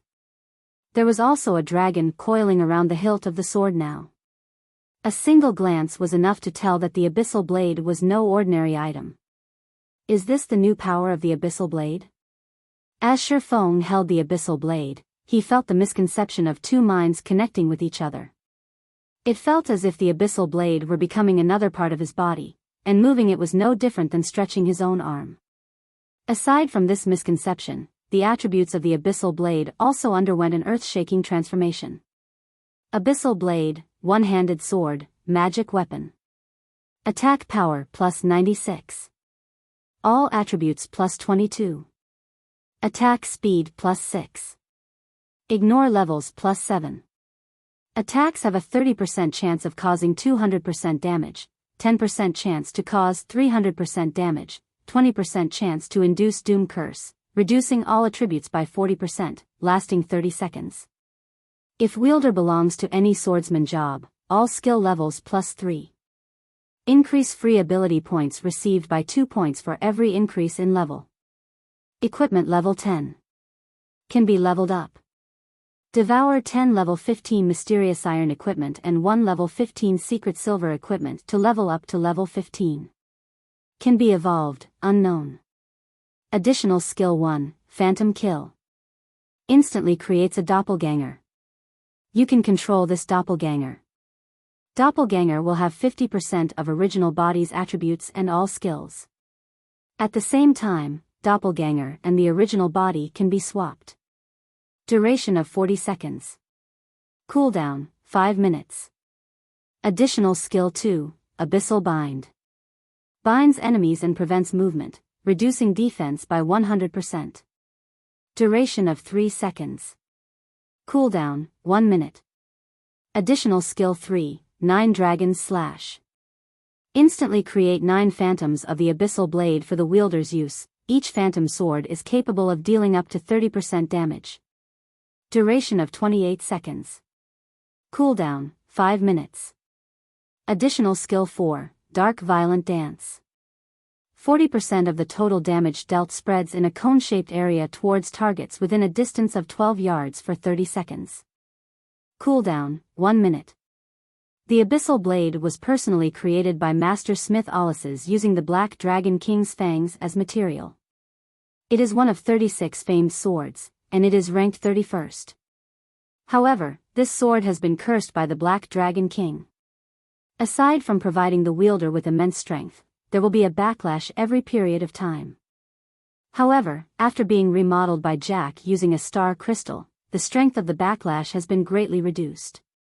If the wielder is unable to suppress the backlash, the wielder will receive the curse of the Black Dragon King, permanently reducing all attributes by 50%. Unable to be dropped. Unable to be traded. It looks like, if the Abyssal Blade devours better quality weapons, the resulting improvements are also greater. Shifeng was extremely satisfied by the Abyssal Blade's improvements. Right now, the Abyssal Blade's attack power has reached the standard of a level 10 Dark Gold ranked two-handed weapon, not to mention its frightening attributes.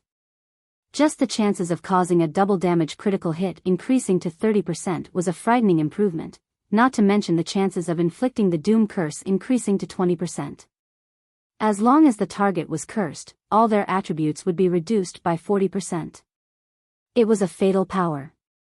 Let's test out the new power. Shifeng tightened his grip on the Abyssal Blade as he looked towards the thousands of golden fish swimming in the Silver River. The Heavenly Dragon's breath will definitely be mine. Young man, you are still better off giving up. Although you have greatly increased your weapon's prowess, it is still impossible for you to obtain the fragmented legendary ranked item, Faust said with a smile. It was not that he looked down on Shifeng, rather, he was extremely clear about the difficulty of the challenge he had set. If Shifeng reached level 20 right now and possessed a complete set of level 20 fine gold set equipment, in addition to a level 20 magic weapon, he would then have a chance of completing this quest. However, it was clear that Shifeng had yet to reach such a standard. Moreover, he was still far from achieving it. On the other hand, there was a great possibility that he could earn an epic ranked item now. What if I used this? Shifeng suddenly took out the Freezing Shadow he previously obtained. Freezing Shadow, Dart-type consumable item. Usage count, 10,000/10,000. Causes 120% frost damage towards a target. Only effective towards enemies that are level 30 and below. No cooldown.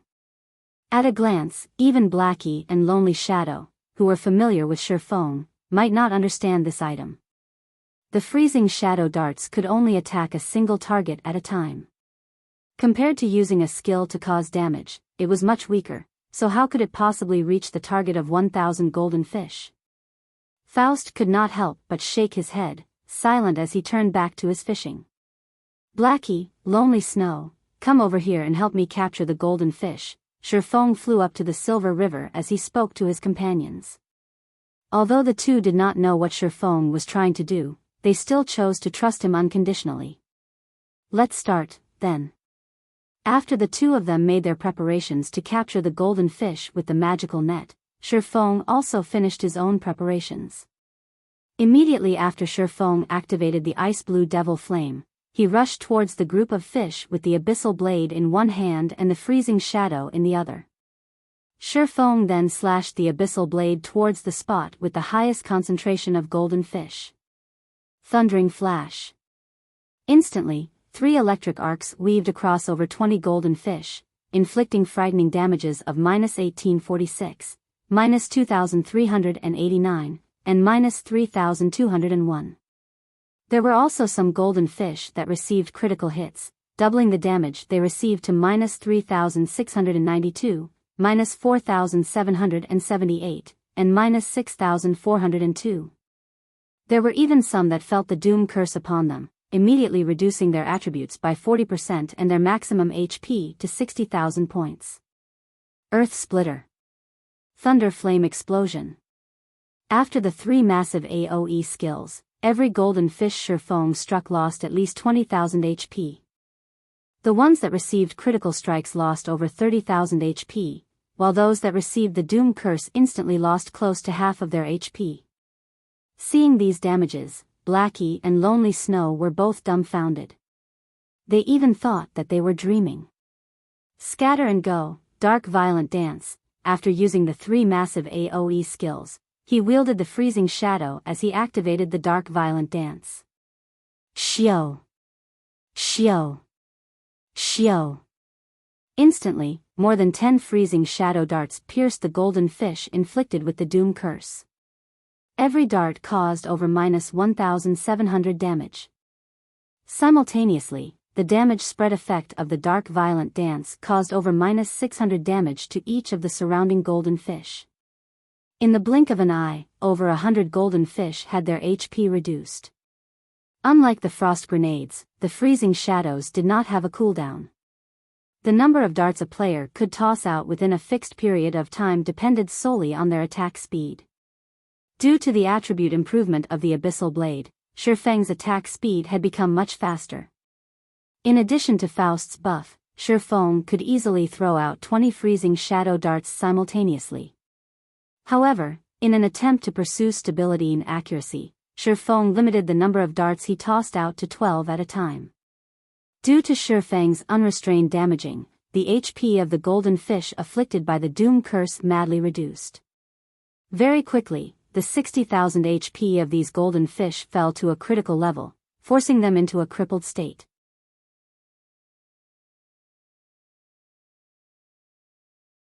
Chapter 158, The Final Violent Dance.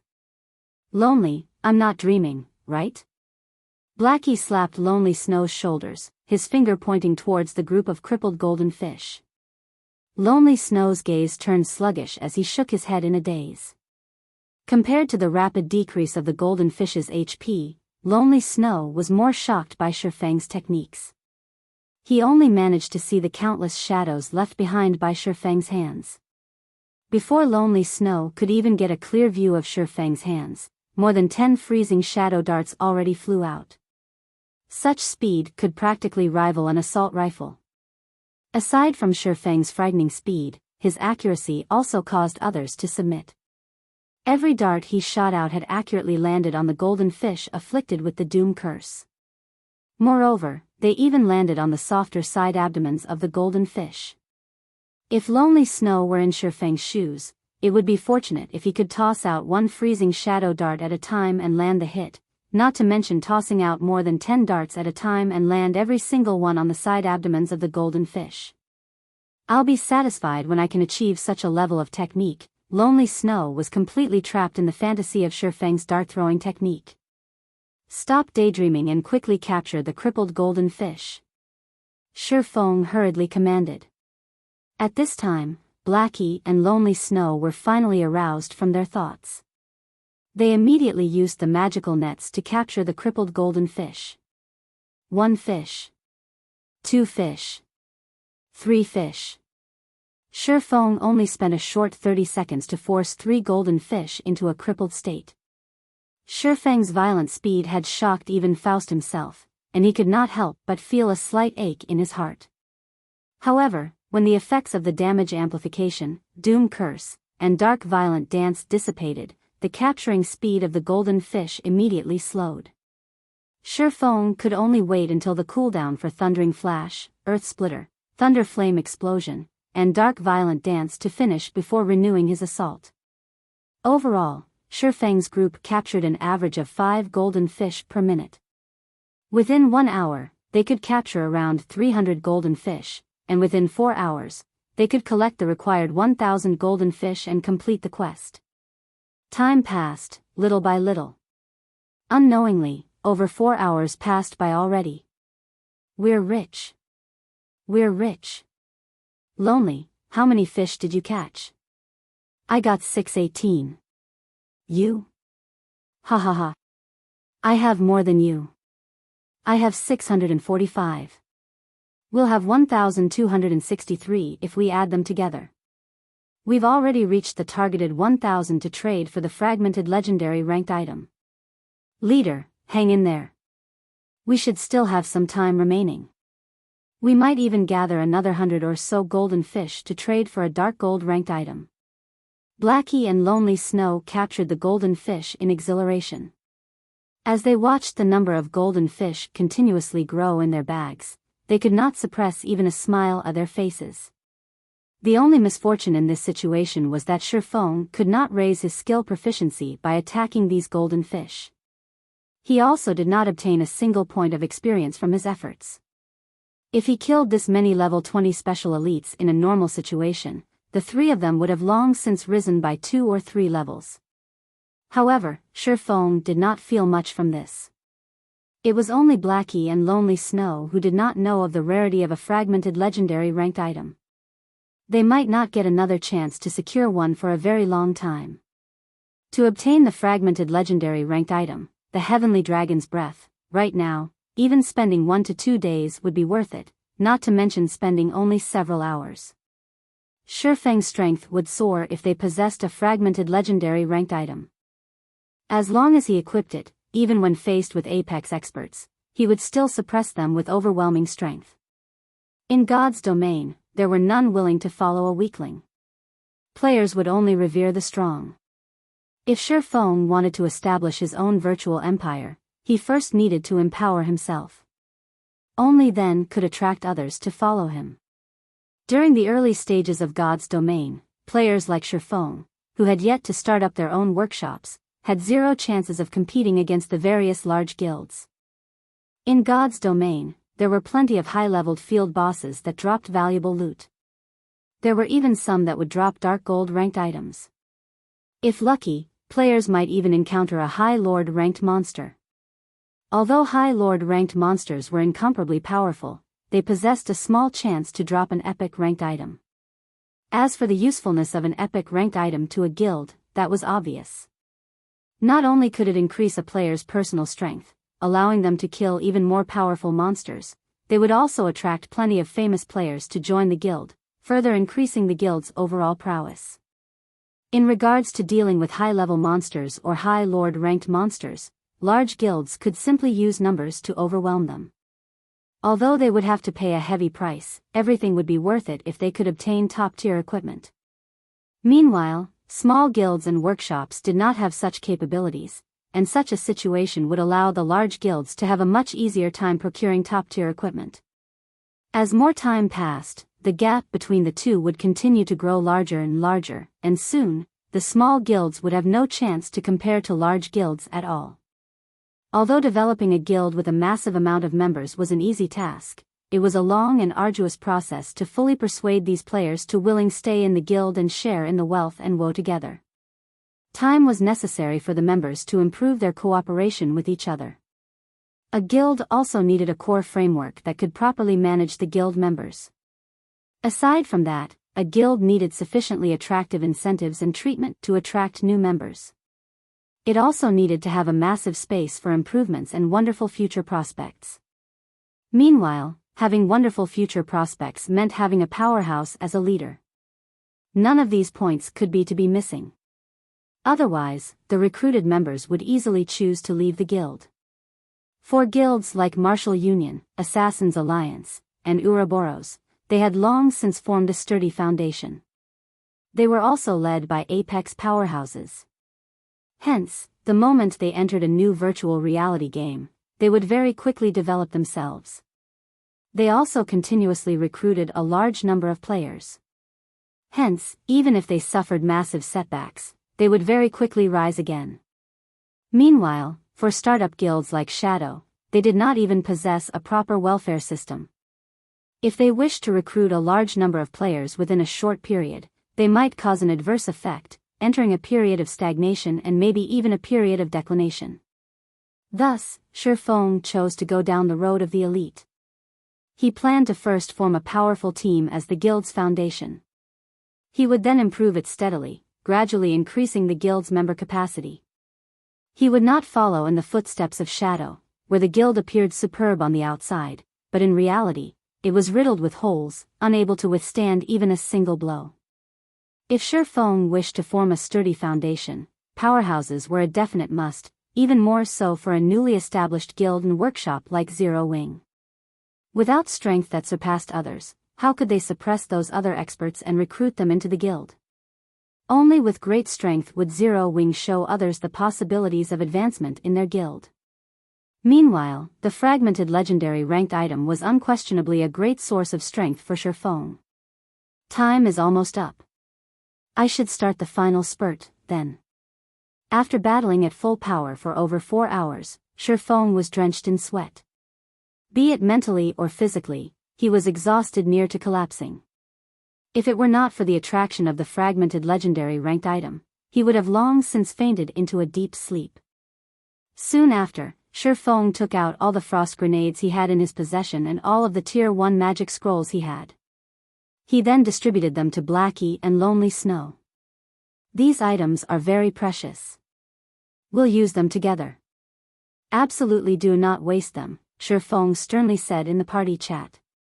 Brother Feng, rest assured.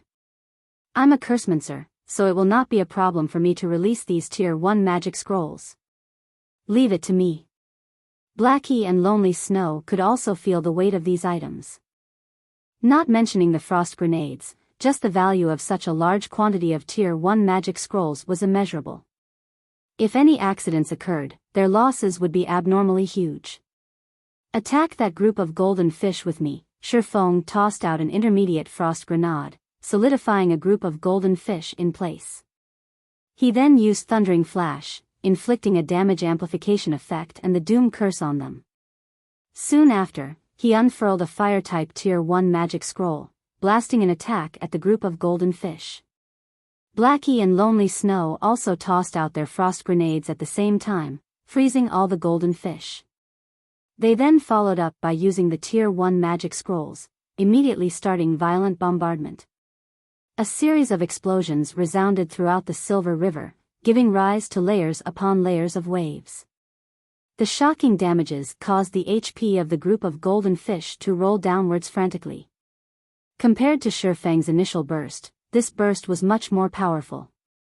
Watching this, Faust could not help but wipe away the cold sweat that formed on his forehead. Are these young lads trying to snatch even my family inheritance away?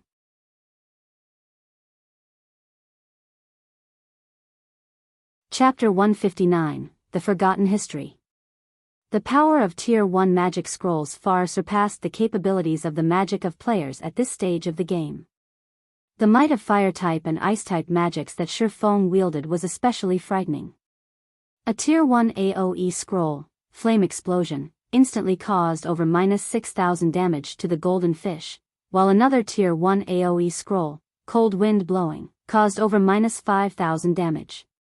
With all 3 members of Shifeng's group attacking simultaneously, the golden fish had nowhere to hide. Due to being frozen by the frost grenades, the golden fish were unable to move at all. Tier 1 magic scrolls bombarded them with magical attacks, one after another, rapidly reducing the golden fish's HP and sending them into a crippled state. After an all-out burst lasting more than 10 minutes, Shifeng completely exhausted all of the attack-type Tier 1 magic scrolls he obtained from the Moonlight Forest. They had also fully depleted the frost grenades he bought from the Blackwing City. If totaled, the value of all of the items used was at least 20 gold coins. This loss could bankrupt a normal guild. However, their harvest during these 10 minutes or so was bountiful.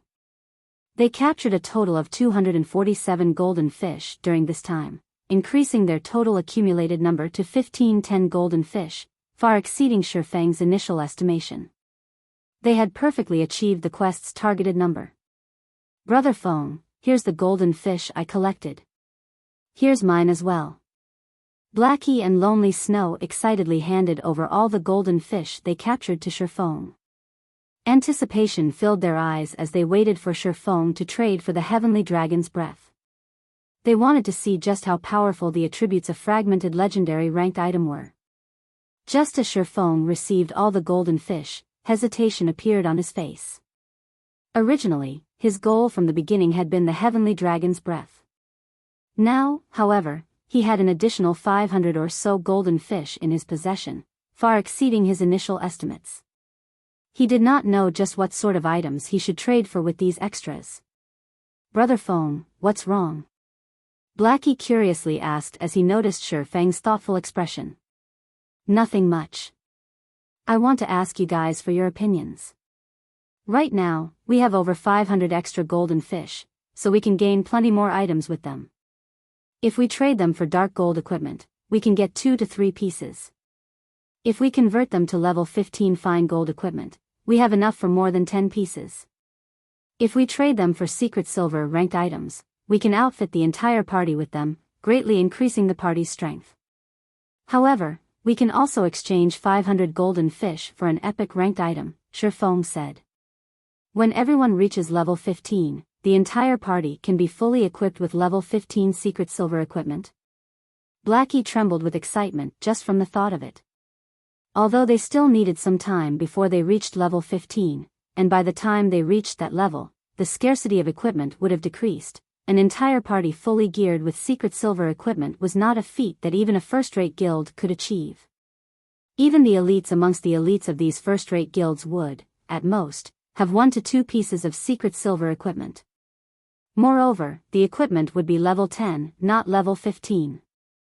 Possibly, only those very few apex experts that reached level 15 could gather a full set of secret silver equipment. However, it would still be impossible for them to gather a complete set of level 15 secret silver equipment. This meant that the moment all the members of the Zero Wing party reached level 15, they would instantly soar to become an apex party in God's domain. None of the elite parties of the major guilds would be their equal. "We could surpass all the elite parties of first-rate guilds and become the topmost level 15 elite party in God's domain?" Lonely Snow grew excited as well. "What do you guys think?" Shifeng asked. Blackie and Lonely Snow entered deep thought. This was an extremely grave matter, as it was a problem related to the future development of the Zero Wing workshop. After the three of them gave the matter some thought, Blackie suddenly said, "Brother Feng, my suggestion is to trade for the epic ranked item. Although it would be awesome for our party fully equipped secret silver equipment the moment we reached level 15, it isn't exactly impossible for us to get more secret silver equipment in the future. Meanwhile, an epic ranked item is definitely something we won't encounter again. We also don't know when we'll get another chance like this. This is an extremely rare opportunity, so we need to grab it without hesitation. Although an epic ranked item can only raise a single person's strength, its benefits to the party not that great. However, with a single powerhouse in the party, we will have a much easier time obtaining secret silver ranked items. On the other hand, even if we had a party fully geared with secret silver equipment, we won't obtain even a single epic ranked item. When considering the future, level 15 secret silver equipment will sooner or later be worthless. However, it is a different matter for an epic ranked item.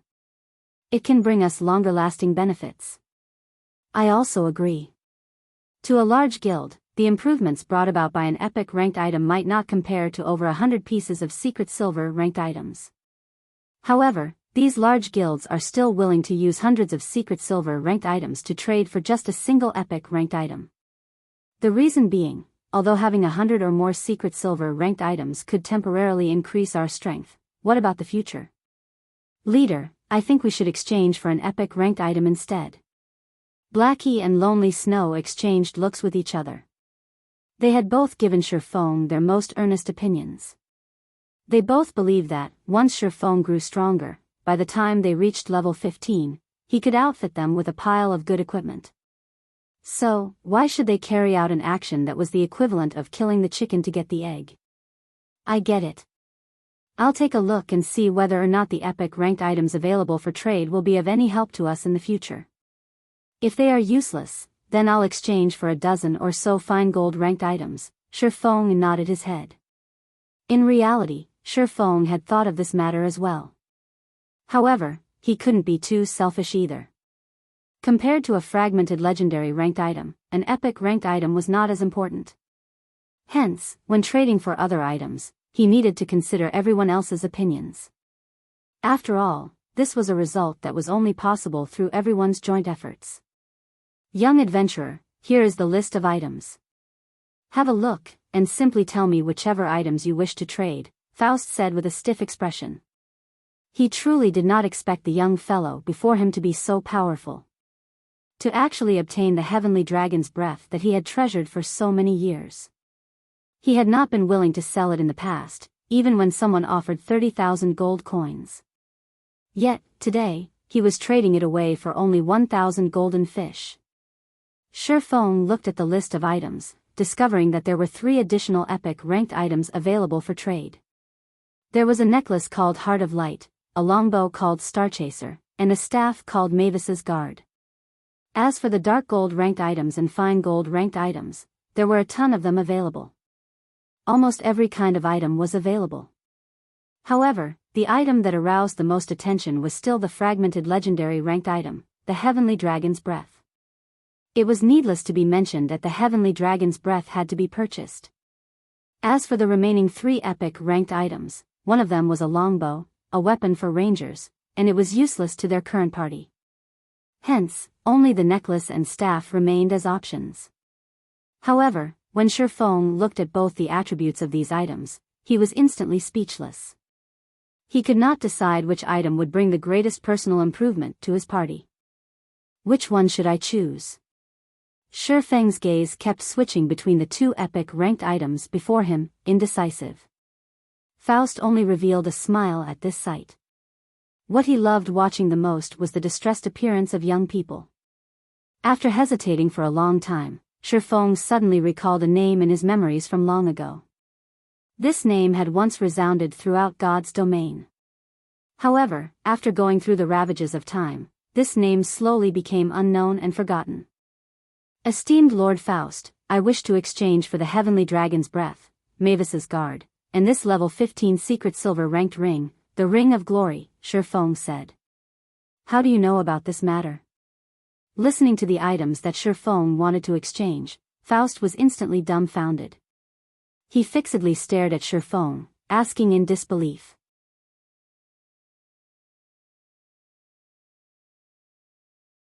Chapter 160, Shocking Attributes. Great. The gamble paid off. It really is a treasure left behind by that great existence. Shifeng inwardly felt immense excitement. However, he did not reveal it on his face, maintaining a calm outward expression. To Faust's shock and questioning, Shifeng did not give out an answer. He only revealed a mysterious smile at Faust. Esteemed Lord Faust, I wonder if I can purchase these items? Shifeng asked once more. Ha! Maybe this too is fate, Faust sighed. He then said, since you've already made your choice, you have to use this strength properly. The total is 1,510 golden fish for all 3 items. Esteemed Lord Faust, here are 1,510 golden fish. Shifeng handed over the golden fish, receiving 3 items in return. He had made a huge profit from this trade. Actually, Shifeng did not think that his luck would be so heaven-defying after his reincarnation. In Shifeng's previous life, 6 years after God's domain began, Shadow accidentally discovered a level 150 lost ruin. Moreover, to fully explore the lost ruin, they had sacrificed a disastrous amount of resources.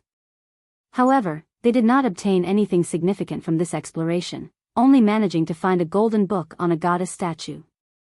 There was nothing special about this book. It was simply a book made of pure gold, so it did not rot easily. Recorded in the book was a segment about a long-forgotten history.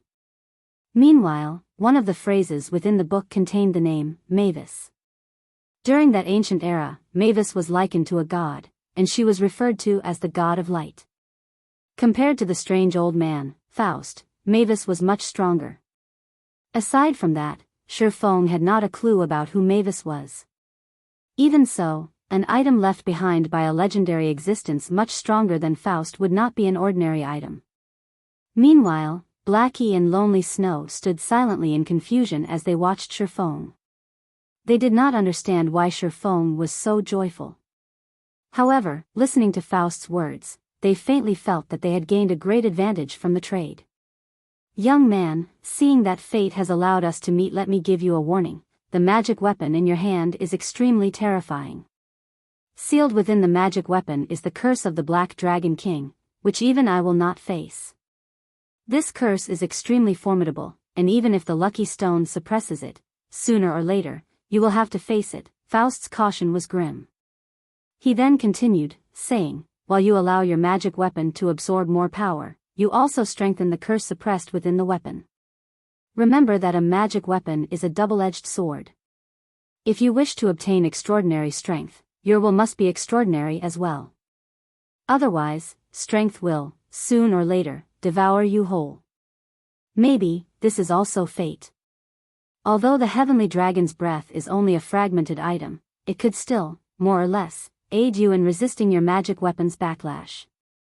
If you can fully restore the heavenly dragon's breath, it will bring you unimaginable benefits. Strive harder, young man. Finished speaking, Faust's body vanished, while the entire Star River Valley gradually faded from existence as well. System, Rare Quest, Delicious Golden Fish, completed. Rewarding 300,000 EXP, Reputation in White River City +10.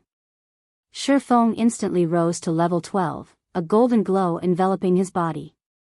Immediately after, a golden glow also coated Blackie and Lonely Snow, both of them reaching level 11. This quest is too awesome. It instantly gave me 150,000 EXP. Blackie said, entranced.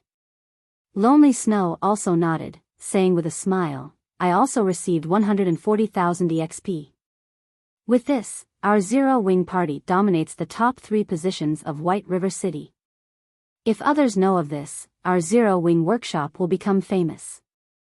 We might be more than famous, those other players from major guilds might even be dumbfounded. Those bastards from Martial Union would regret becoming enemies with us. The next time we meet them, I will teach them a good lesson. Confidence about the future filled Blackie's heart. Now that his level was so high, and his equipment was excellent, even if he encountered several experts from Martial Union, he could still kill them all. While Blackie fantasized, the Star River Valley had completely disappeared. Only the dark silent swamp and dying forest remained around them. Brother Feng, that strange old man looked so shocked just now. Just what did you obtain from him? Blackie curiously asked. Nothing much.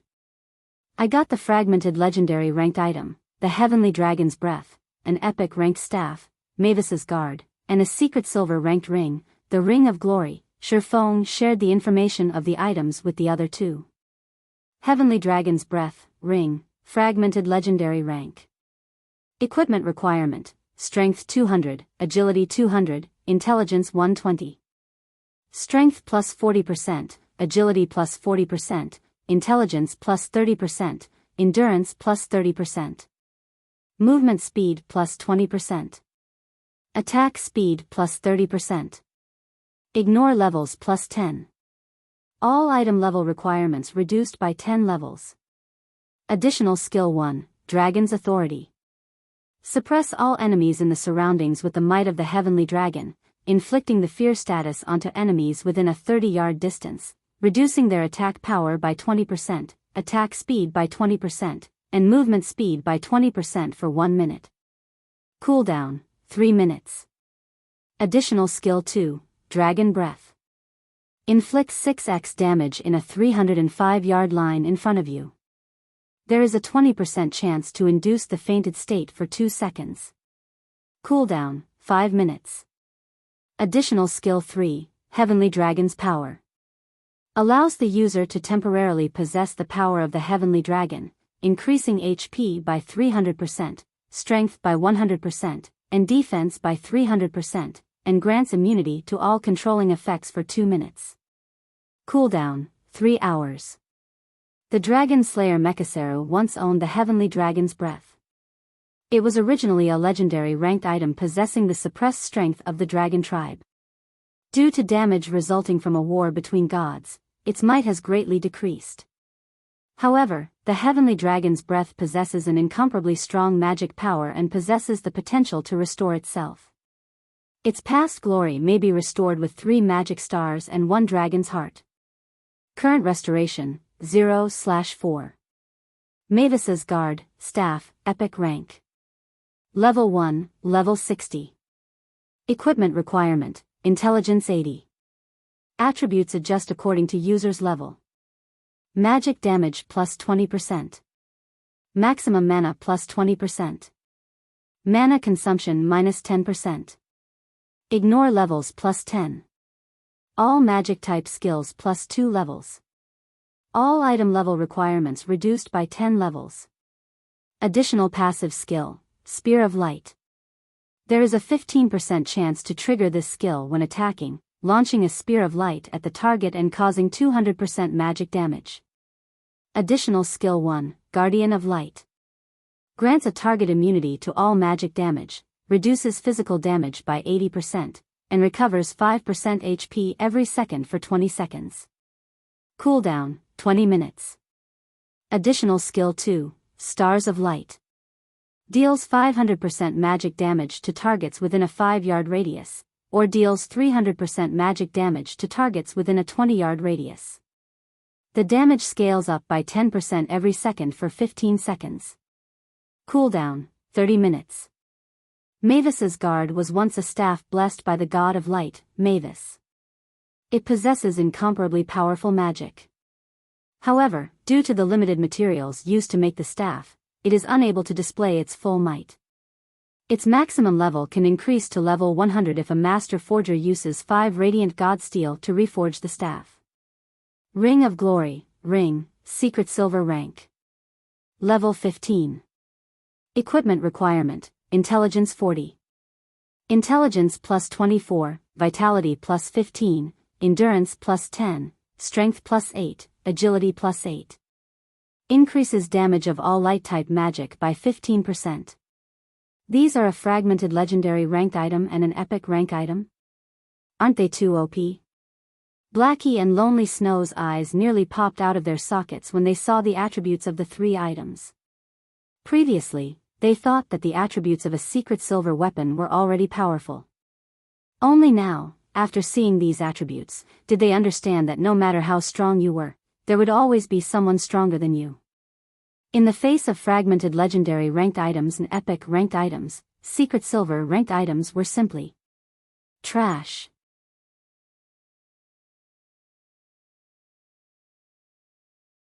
Chapter 161, Frightening Damage.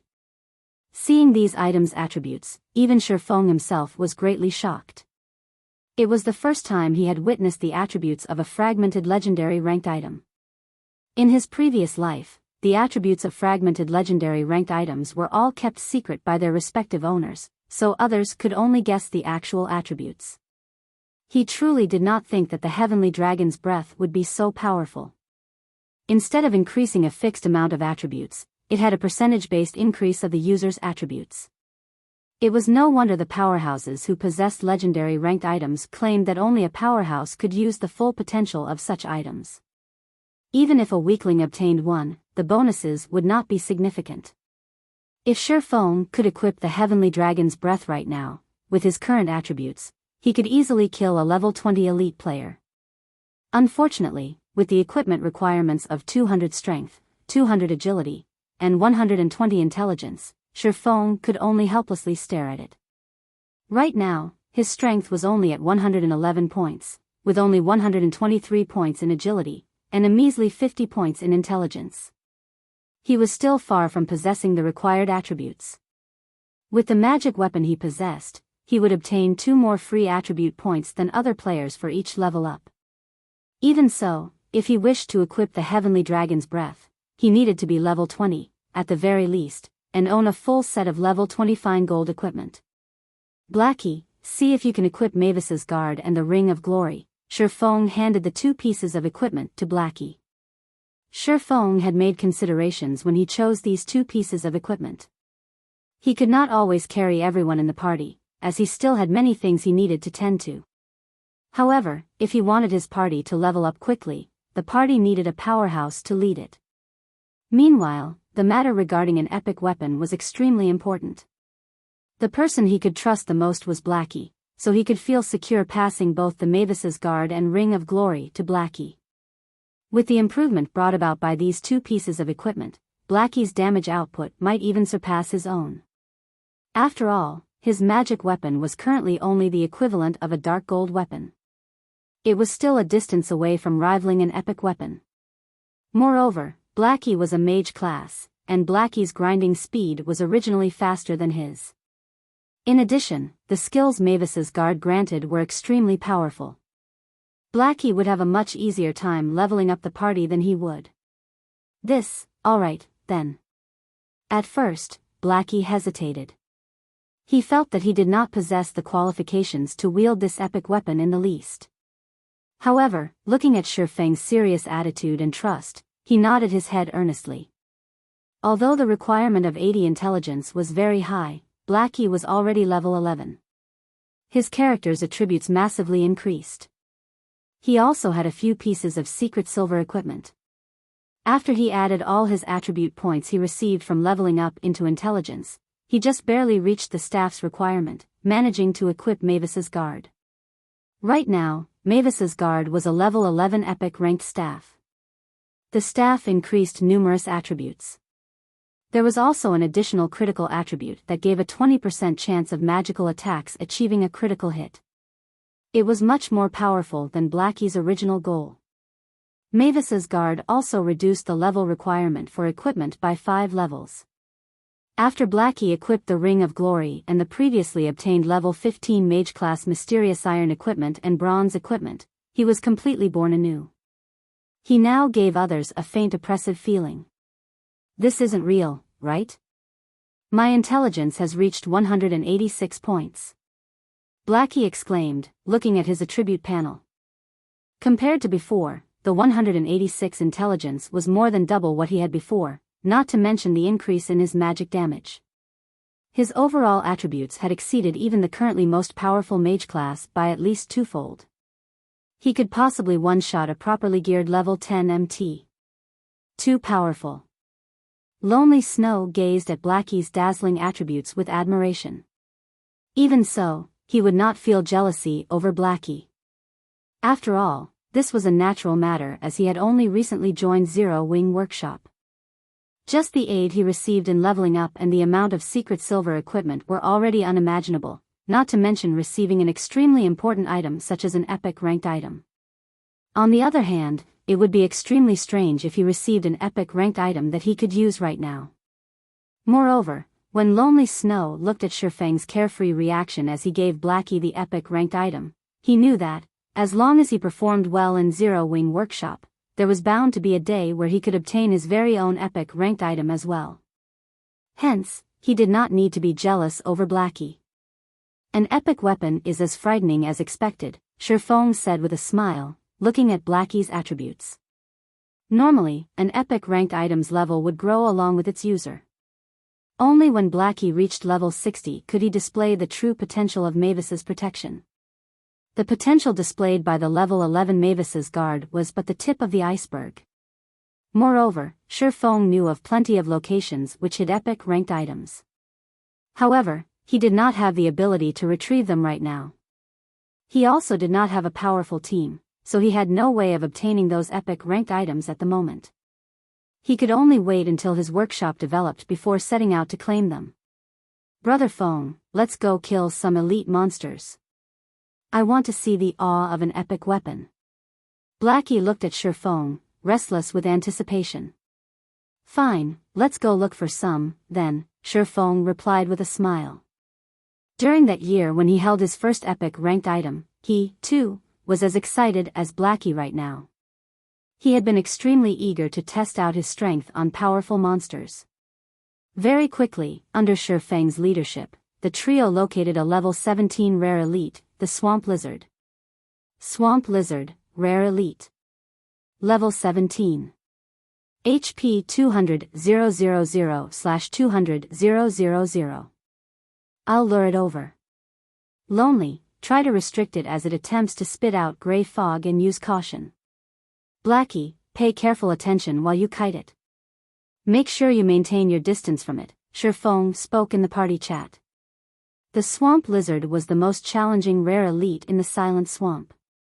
If it was not for reaching level 12, the Abyssal Blade having upgraded to level 10, and Blackie's possession of Mavis's guard now, he would not have chosen to fight this monster at all. The swamp lizard was a physical melee-type monster. However, it could deal a lot of damage. With a single claw attack, it could take away more than half of a normal level 15 MT's HP. Its attacks also carried an additional petrification effect that slowed the target. Moreover, the swamp lizard's movement speed ranked at the very top of all the monsters found in the Silent Swamp. If a normal level 15 party met it, the usual result would be a party wipe. Soon after, Shifeng circled the swamp lizard. Without holding back, he activated the ice blue devil flame. He then used Wind Blade, his swords piercing towards the back of the swamp lizard. 2 damages of -288 and -224 points appeared above the swamp lizard's head. Compared to when Shifeng dealt with the 3-headed snake demon, his damage had greatly increased. However, to the swamp lizard, which possessed 200,000 HP, such damage was negligible. With an angry bellow, the swamp lizard slashed its claws at Shifeng.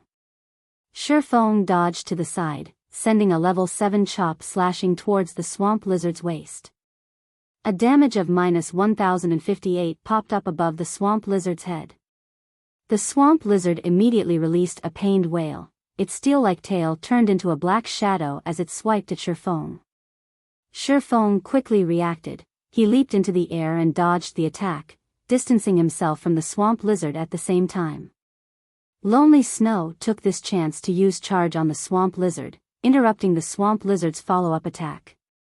He then sent a violent strike at the swamp lizard's back, causing -28 damage. Lonely Snow nearly spat out blood when he witnessed this damage. However, he was utterly helpless about it. Not mentioning the level suppression, the swamp lizard's physical defense was extremely high. Moreover, Lonely Snow could only deal this amount of damage due to reaching level 11 and wielding a secret silver weapon. Otherwise, he wouldn't even deal over 10 damage. Let me see just how amazing you are, Mavis's guard. Blackie had waited in frustration. He shot out a level 7 dark arrow strengthened by the Mavis's guard. When the skill blasted the swamp lizard's body, a damage of -712 points appeared above its head. Immediately after, Blackie's attack triggered the passive skill on Mavis's guard, the Spear of Light. A silver-colored spear of light struck the swamp lizard once more, landing a critical hit of -1354 damage. The damage was far more powerful than Shifeng's attacks. Immediately after, Blackie used Evil Whip. 9 thick chains constricted the swamp lizard. When the swamp lizard broke free from one of the chains with much difficulty, a damage of -116 points appeared above its head. By the time it broke free from all the chains, Evil Whip had caused close to -1000 damage. Due to Blackie's intelligence reaching over 100 points, he activated the intermediate hidden passive skill for intelligence, Quick Chant. The passive greatly reduced the time required for chanting spells, increasing Blackie's rate of attack. As a result, damages in the hundreds continuously appeared above the swamp lizard's head in quick succession, its HP decreasing like water flowing from an open tap. This is too powerful. This is an epic weapon. Lonely Snow was tongue-tied from watching this scene. Blackie was similarly dumbfounded. In addition to Shifeng controlling and damaging the swamp lizard, before even a minute had passed, the swamp lizard fell dead. It dropped 4 items in total, a level 15 mysterious iron equipment and 3 rare materials. Come on, let's look for a place with plenty of monsters to release the stars of light. Seeing that even normal spells were so powerful, Shifeng highly anticipated witnessing the staff's additional AoE spell.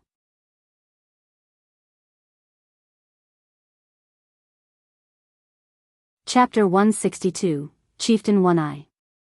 Level 15 Monster Area, Silent Swamp. Leader, where are we headed?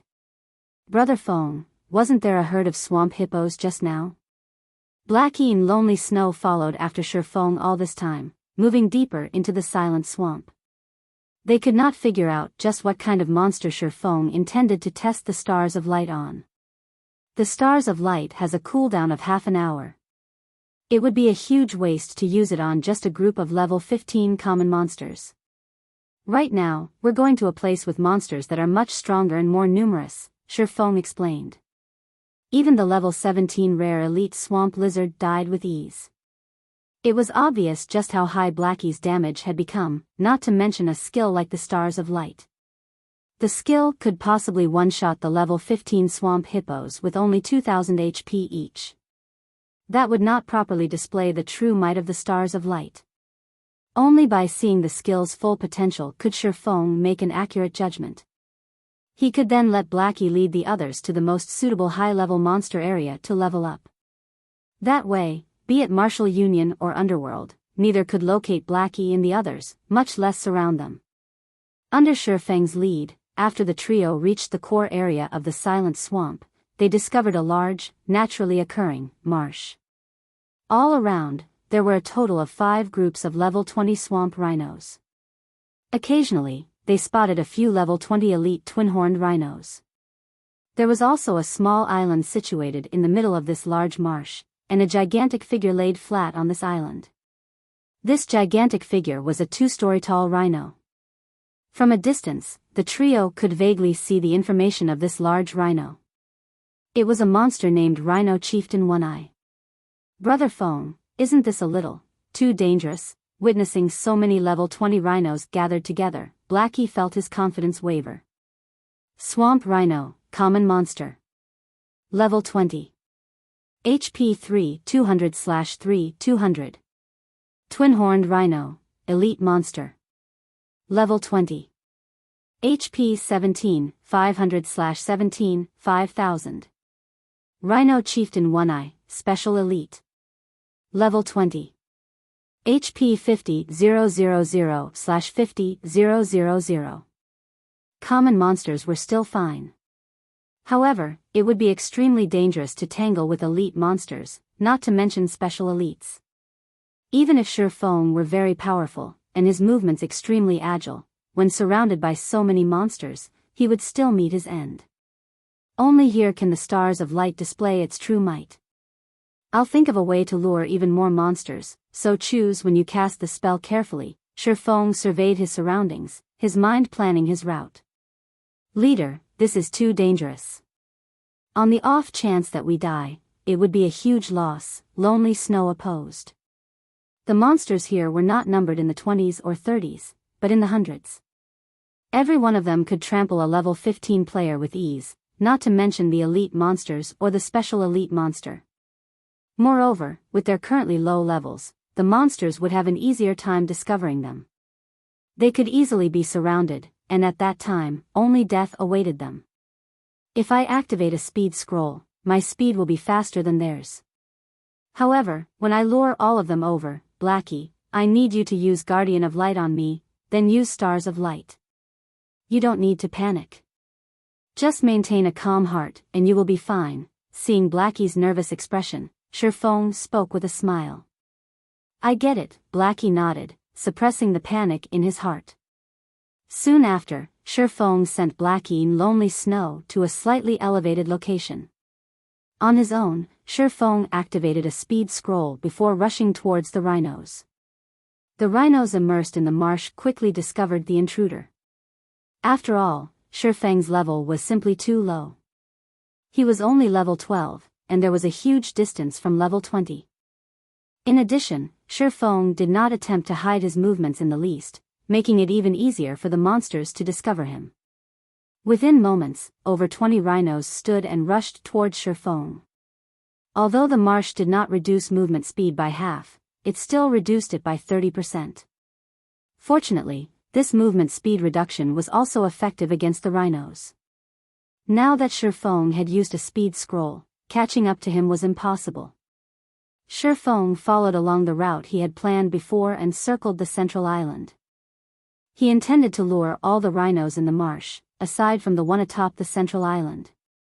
The Rhino Chieftain One Eye on the central island was extremely difficult to deal with, and it would be a huge loss if he lost his life as a result of an accident.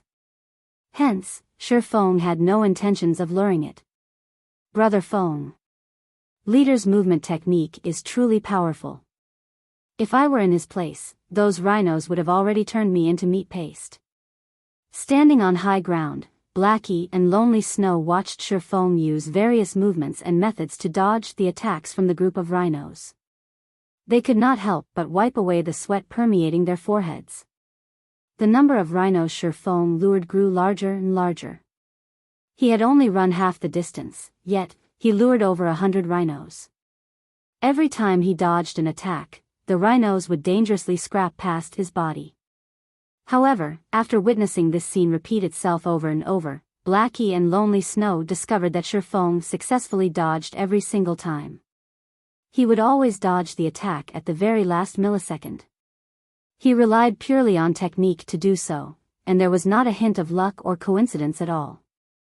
Blackie and Lonely Snow both engraved this scene deeply into their minds, resolving themselves to learn from Shi Feng in the future. With an expert like Shi Feng demonstrating the moves, they would not have to spend time slowly exploring these techniques. After watching for only a moment, the two of them had benefited greatly. They could not help but wish they could try out these dodging techniques right this instant. Just when Shi Feng thought that all was within his control, an elite twin-horned rhino suddenly appeared in front of Shi Feng, charging at him. Although Shi Feng used parry to block this attack, his entire person was still sent flying. By rotten luck, he landed on the edges of the central island, alarming the Rhino Chieftain One Eye. Discovering that a human had disturbed its rest, One Eye abruptly stood up. It glared at Shi Feng with its blood-red eye, its front hoofs gouging the solid ground as it released an angry roar. Suddenly, it charged at Shi Feng with its steel-like horn. Compared to the other rhinos, this Rhino Chieftain One Eye possessed an extremely fast speed, and not even the marsh could impede its immense charging power. This was the Rhino Chieftain One Eye's skill, Violent Charge. Even a level 20 MT would instantly die if One Eye's horn smashed into them. Knowing that he wouldn't be able to dodge, Shi Feng activated Defensive Blade. He then used Chop, the Abyssal Blade slashing at One Eye's horn. Due to the Defensive Blade's absolute defense effect, Shi Feng did not retreat by even an inch. Instead, a damage of -367 points appeared above the Rhino Chieftain One Eye's head. Such a tough defense. Shi Feng was slightly shocked. However, Shi Feng did not intend to continue entangling with the Rhino Chieftain One Eye. The moment One Eye used War Trample, Shi Feng used Silent Steps to appear behind a swamp rhino that was 30 yards away, successfully evading One Eye's attack. AO.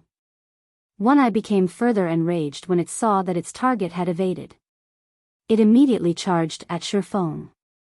However, it did not use Violent Charge this time, so its speed was only slightly faster than the other rhinos. Blackie used the skill. After arriving at the appointed location, Shi Feng stopped and spoke into the party chat. Although his plan did not include luring the Rhino Chieftain One Eye, the plan still had to proceed. He simply had to be more careful now. Leave it to me, Blackie had long since waited with anticipation. Immediately, a golden brilliance descended upon Shi Feng's form. This was the effect of the first additional skill of Mavis's Guard, Guardian of Light. For 20 seconds, Shi Feng became immune to all magic damage. He also enjoyed 80% physical damage reduction and 5% HP recovery every second. Following which, Shi Feng activated the Tier 2 Life Shield, his maximum HP soaring. Over 200 rhinos surrounded Shi Feng. If it were a level 20 MT standing in place of Shi Feng, that MT would have long since been trampled to death. However, Shi Feng could hold on. Through evading alone, Shi Feng managed to dodge over 60% of the attacks sent at him. In addition to Guardian of Light recovering 5% of his HP every second, he was able to hold on to his life. Almost. Shine out, stars of light. When Blackie saw all those monsters grouped together, he used Mavis's Guard's other skill, Stars of Light. After chanting the final verse of the incantation, Blackie lost half of his mana in an instant. Immediately after, Blackie pointed his staff towards the sky. The dark clouds hovering above the large marsh were instantly pierced and disappeared. The sky trembled, and suddenly, a gigantic golden magic circle appeared in the sky, shining down on the core of the silent swamp.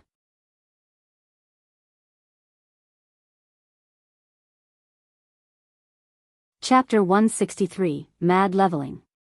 This is. Shifeng looked towards the sky, discovering that this magic circle was much more powerful than he imagined it to be. Even a Tier 2 spell wasn't as mighty as this. The magic circle actually shook the sky. This was definitely not something a Tier 2 spell was capable of. Although Shifeng did not know exactly how powerful the Stars of Light was, as long as its might surpassed that of a Tier 2 spell, it would be enough to deal with the rhinos chasing after him. Such a powerful magic power. Blackie looked at the sky, towards the light element that madly gathered in the magic circle, with eyes filled with disbelief. This was the most powerful magic he had seen since he started playing God's Domain.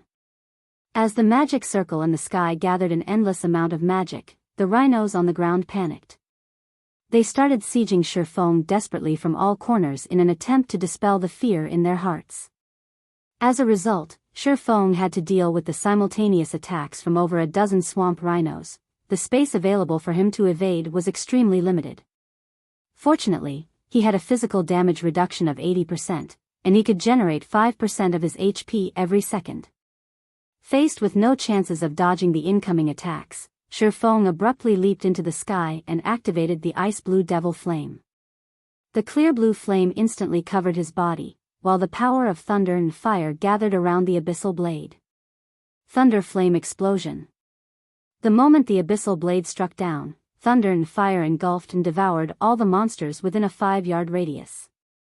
Damages of -626 points appeared above the heads of the monsters, and there were even some rhinos who received critical strikes, succumbing to over -1,000 damage. All the rhino Shifeng's attack struck fell into a fainted state, unable to move for 4 seconds. The monsters surrounding Shifeng in a fainted state formed a natural barrier, granting Shifeng a short breather. Is it starting? Shifeng detected that the golden magic circle in the sky had finished gathering magic power. The magic circle then transformed into a shooting star, falling from the sky. Before the shooting star collided with the ground, Shifeng cast Thundering Flash at the Rhino Chieftain One Eye. Unfortunately, the 3 streaks of thunder did not deal much damage to One Eye. All 3 attacks only caused around a total of -900 damage. However, Shifeng's aim was not its damage, but the additional 20% damage amplification effect. It would allow the Stars of Light to inflict massive amounts of damage to One Eye. Finally, the golden shooting star reached the ground, landing in the center of the rhinos. An explosion occurred, and a blinding light devoured every inch of the large marsh. From a high position, Blackie and Lonely Snow saw damages of over -1,000 points appearing above all the rhinos in the marsh. There were also plenty that received critical strikes, receiving over -2,000 damage. Furthermore, the rhinos close to the epicenter received damages of over -3,000 points, and some even received frightening damages of over -6,000 points. A level 20 swamp rhino only had 3,200 HP, while the elite twin-horned rhinos had 17,500 HP. Even the Rhino Chieftain One Eye only had 50,000 HP, -3,000 damage was not a light injury. AO. One Eye was enraged.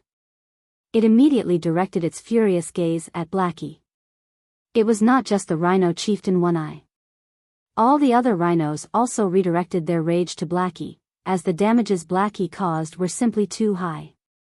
There were many swamp rhinos that instantly died from this single attack. However, during the time these rhino monsters directed their angry gazes towards Blackie, a second golden-colored shooting star appeared in the sky. It, too, descended. This time, the impact of the shooting star caused 10% more damage than the previous one. This attack wiped out all of the level 20 swamp rhinos, and only the high HP elites and Chieftain One Eye remained alive. However, this was not the end. With every passing second, for a total of 15 seconds, a shooting star would appear and descend from the sky. Moreover, each shooting star would deal 10% more damage than the previous one. The elite-ranked twin-horned rhinos could only hold on until the 5th shooting star before dying out completely. Meanwhile, Chieftain One-Eye remained alive. Its angry gaze turned deadly as it glared at Blackie atop the high slope. Chieftain One-Eye instantly went berserk, its defense and attack power greatly increasing as it charged forth. "I won't let you go." Shifeng used Wind Blade and arrived in front of the Rhino Chieftain One-Eye. He then stabbed the Abyssal Blade at it. Abyssal Bind. 9 abyssal chains instantly coiled around One-Eye, preventing it from moving even an inch. Following which, streak after streak of stars of light crashed down into the marsh. From the initial -3,000 damage, the damage had now accumulated up to over -7,000 damage. Rhino Chieftain One-Eye's 50,000 HP very quickly drained to 0. It then vanished within the blinding light, leaving behind a pile of items. After the stars of light ended, the entire marsh fell deathly silent. All the monsters within had turned into ashes, leaving behind piles upon piles of items. At the same time, golden lights surrounded the bodies of both Blackie and Lonely Snow. Within an instant, their levels jumped from level 11 to a little beyond level 13. Shifeng had also risen to 92% of level 13, only a thread away from level 14. Blackie looked at the staff in his hands, then looked at the marsh. He did not know how to express the emotions that filled his heart. Not only had the stars of light killed the level 20 elite monsters, it even killed a level 20 special elite. Its intense might far exceeded Blackie's imagination. Previously, they had enjoyed an extremely envious leveling speed. Now, however, it was no longer envious, but shocking. They rose by 2 levels in just slightly over 10 seconds. Moreover, they had risen from level 11 to level 13 and not from level 1 to level 3. Even elite players would have to grind for 5 or 6 days to obtain such a frightening amount of EXP. However, they achieved it in the blink of an eye. This is simply too formidable. If this skill is used in a team battle, no matter how powerful the enemy team was, they would still have to surrender. Lonely Snow unconsciously shuddered as he spoke. Only now did they truly understand why all those large guilds were so desperate to obtain an epic ranked item.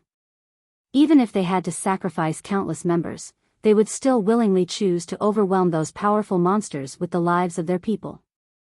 As long as they obtained an epic ranked item, be it leveling up or securing high-level equipment, everything would become a lot easier. The current scene before Blackie and Lonely Snow was the perfect example. Not to mention a special elite, the Stars of Light could inflict massive damage to even a chieftain-ranked field boss.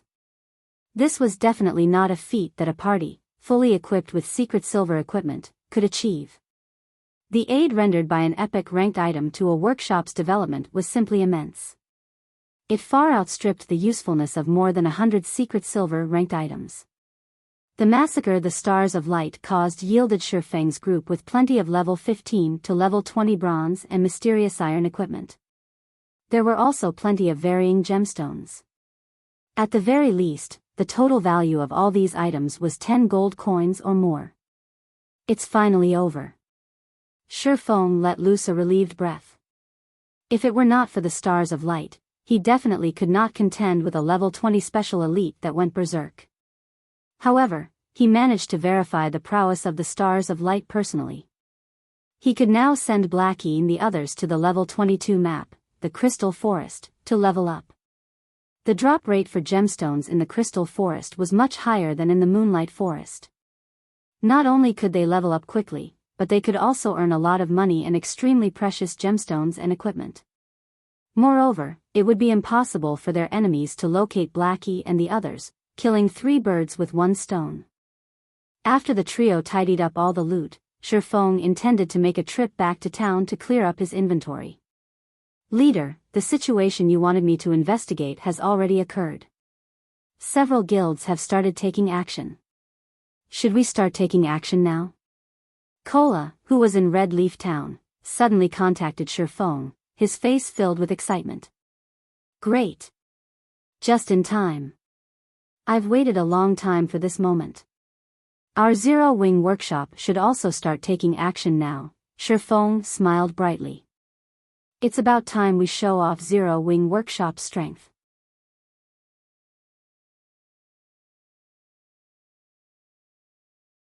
Chapter 164, The First Crisis. Kola was at a loss when he heard Shifeng's words. Show the strength of Zero Wing workshop. Others had constantly targeted the three of them, so they had been hiding in Red Leaf Town all this time. They had no chances to leave town to grind and quest, and they were all only level 7 right now. They were only slightly stronger than the average player. They had no chances of competing with the members of other guilds at all. If this situation continued, their levels would, sooner or later, fall behind even the average players. Is leader telling us to go level up? Kola grew excited at the thought of this possibility. This is too great. We're being stifled to death by constantly staying in town. It would be fine even if we have to slaughter our way out. You three wait for me inside the hotel in the trade area. I'll be there soon. Shifeng did not further explain, only revealing a faint smile. Brother Feng, what happened to make you so happy? Blackie curiously asked, seeing Shifeng's joyous smile. Something good. You two, stay here and continue leveling up. I'll bring Kola and the others later on. After you carry them to level 10, go to White River City to do some high-level quests, Shifeng said. Brother Feng, rest assured, now that I'm fully geared in level 15 bronze and mysterious iron equipment and possess Mavis's protection, carrying Kola and the others will be a breeze, Blackie assured his leader. He was level 13 right now and even had an epic ranked staff. If he could not carry Kola and the others to level 10 quickly, he might as well revert to playing with mud rather than play God's domain. When Kola and the others see our levels, they will be shocked. And when they see Blackie's epic ranked staff, the Mavis's protection, they will be stunned speechless. I am even eager to see their expressions, Lonely Snow joked. That's right. Kola and the others could not possibly imagine that, within just a short few hours, we went from hiding from Martial Union's pursuit to reaching to level 13. We've taken the top 3 rankings within the Star Moon Kingdom and even possess an epic weapon now. Compared to before, it is like the difference between heaven and earth. If I were in their shoes, even I wouldn't believe it. Blackie grew even more joyful at the thought of the shocked expressions of Kola and the others. You guys, Shifeng helplessly smiled at the sight of his 2 teammates. Soon after, he took out a return scroll, teleporting to Red Leaf Town. At this moment, there were a lot of changes occurring in Red Leaf Town as well. The number of players purchasing equipment in the trade area grew larger and larger, and an endless stream of shouts for purchase filled the air of the trade area. There were many new players walking around and looking at the stalls set up throughout the street, looking for required items and equipment. Meanwhile, inside the hotel at the trade area. I've previously asked you guys to collect hard stones, so just how many have you actually collected? Why is the number of whetstones still 0? Unstable Devastation's expression turned grim as he asked. He abruptly stood up after taking a look at his subordinate's report. Boss Unstable, under your commands, we desperately tried to purchase all the hard stones available. However, we're not sure why, but hard stones are extremely scarce on the market right now. Moreover, they're very expensive. After much determination, we only managed to collect slightly more than 4 stacks. However, our guild has only recently started nurturing forgers, so their success rate of making whetstones is extremely low. So, that subordinate timidly said. Pung. Unstable Devastation slammed his fist onto the table, snarling, you bunch of useless wastes. I clearly notified you all of this matter long ago, and 3 or 4 hours have passed already. Yet, you guys couldn't even produce a single whetstone? How is the elite team supposed to level up this way? Why do I even need you guys here? Boss Unstable, maybe the other guilds have discovered the issue of their weapons deteriorating quickly? Maybe that's why we only managed to purchase a few stacks of hard stones, the berserker, 5 rats, said. That's a high possibility. After all, it isn't only our guild leveling up in high-level monster areas. However, hard stones aren't exactly rare, and they can be obtained from level 2 monster areas or above. Moreover, normally nobody touches those things, so there should be a huge stockpile available in Red Leaf Town right now. There should also be plenty of players selling them on the auction house. We also discovered this matter fairly quickly, so even if the other guilds have taken action, it is impossible for them to buy them all out immediately. Unstable Devastation nodded, then shook his head again. He could not make any sense of the situation. After they started hunting Yifeng's party, they discovered that the durability of their weapons fell extraordinarily fast. In the beginning, they paid no attention to it, only focusing on leveling up and their search for Yifeng's party. However, before they found Yifeng, their equipment and weapons were already close to scrap. Without a choice, they had to give up their search for Yifeng, returning to town to repair their equipment. Although the journey back wasted a lot of time, the elite team's equipment was extremely precious. If they did not repair it all in time, resulting in their equipment turning into scrap, the guild would suffer an irrecoverable loss. Moreover, without the equipment, they would also have no way to grind and level up. Thus, they needed to return and repair their equipment. After repairing their equipment, Unstable Devastation began hearing complaints from his subordinates. The repair fees were too expensive, they said. The cost of repairs had nearly depleted all the money they had. As for classes that wore plate armor, they were even forced to borrow money from others for the repair fees. This situation dumbfounded Unstable Devastation.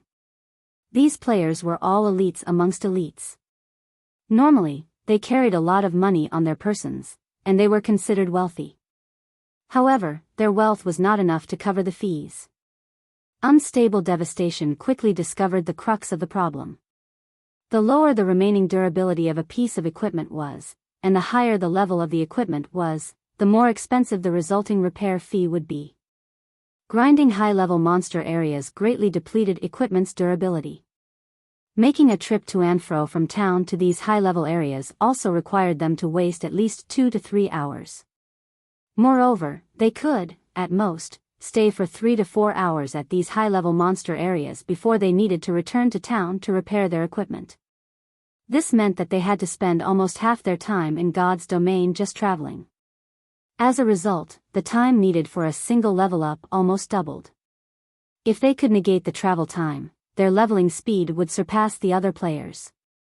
When Unstable Devastation thought of this crucial matter, he immediately instructed his subordinates to look for a solution to this problem. The resulting solution was the whetstones. Although this item could only repair a small amount of durability of a weapon, even that small amount was enough. Compared to equipment used for protection, a weapon's durability decreased at a much greater rate. If they used whetstones to repair their weapons, the total cost would be much less than repairing it at the smithy. Hence, Unstable Devastation quickly ordered his subordinates to purchase whetstones. However, they quickly discovered that forgers did not normally create this item as its cost was simply too high. Moreover, whetstones normally did not sell at all.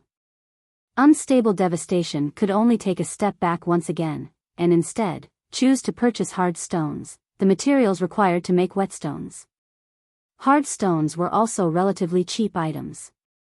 They were mainly used to create whetstones and certain engineering components. Each stack was only around 30 copper coins, and there were 20 in a stack, which meant that they could make 20 whetstones from a single stack of hard stones. However, Unstable Devastation had received even more shocking news. If they could not purchase whetstones directly, then so be it. However, how could hard stones be difficult to purchase as well? In reality, it wasn't just Martial Union who had discovered this problem, the other guilds had also discovered this issue. By the time they tried to purchase hard stones, they suddenly discovered that, be it the auction house or the stalls in town, there were only scarce amounts of hard stones remaining. It was far from enough for the forgers in their own guilds to create whetstones with. Elsewhere, Shifeng had just set foot on the main street of the trade area. He watched as the various large guilds tried to purchase hard stones at a high price. They purchased each stack for 80 copper coins. The price of hard stones had more than doubled.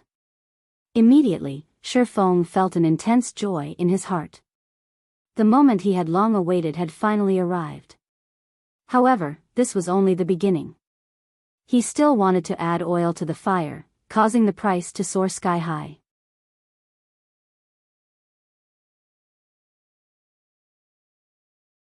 Chapter 165, A Foolish Choice.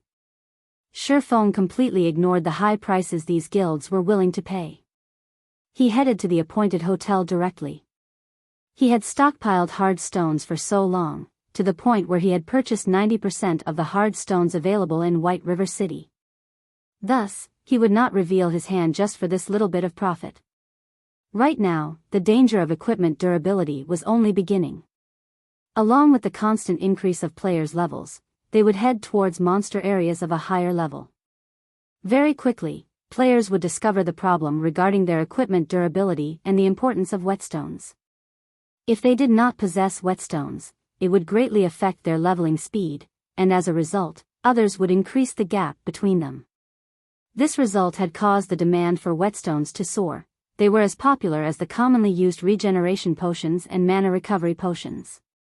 Meanwhile, hard stones were required to make whetstones.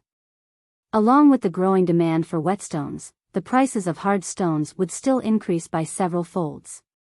In Shifeng's previous life, hard stones once sold for a maximum price of 3 silver coins per stack. Its price had increased by tenfold from the original.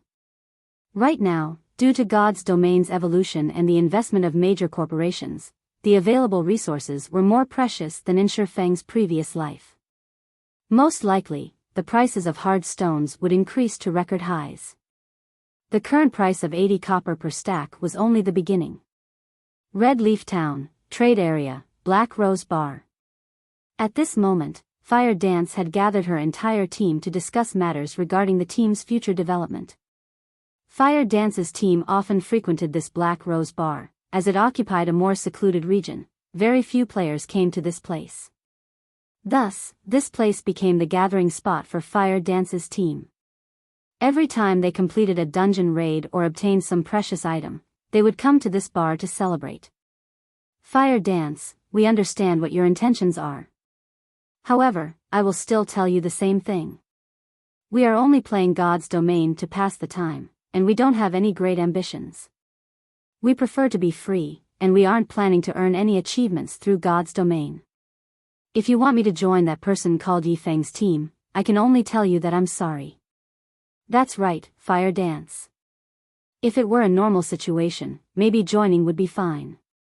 However, Yifeng has a beef with Martial Union, and right now, Martial Union targets us too.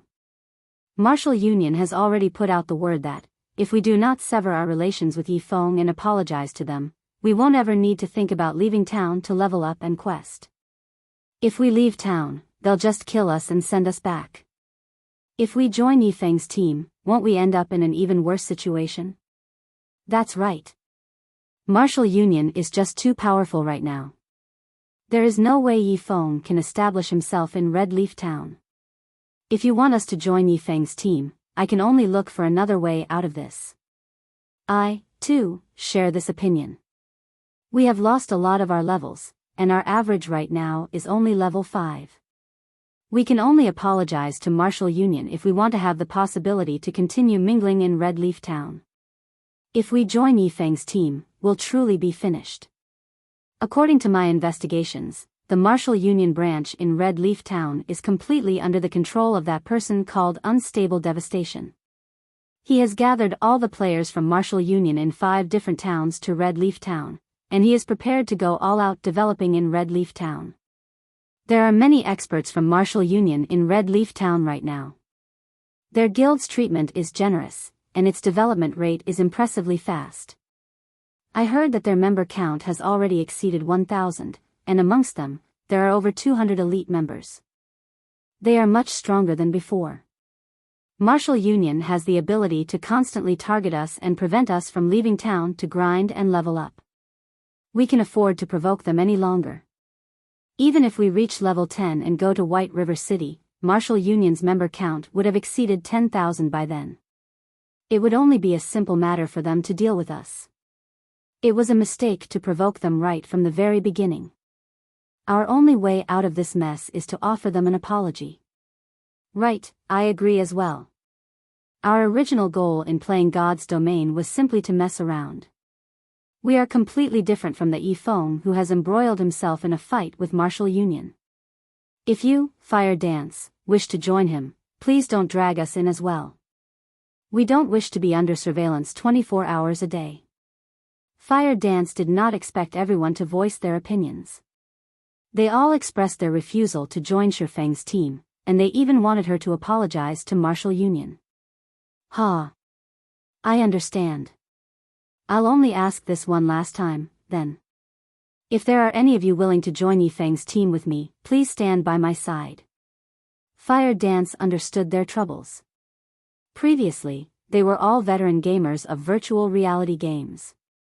However, the virtual reality games they played before only had a player base in the hundreds of thousands.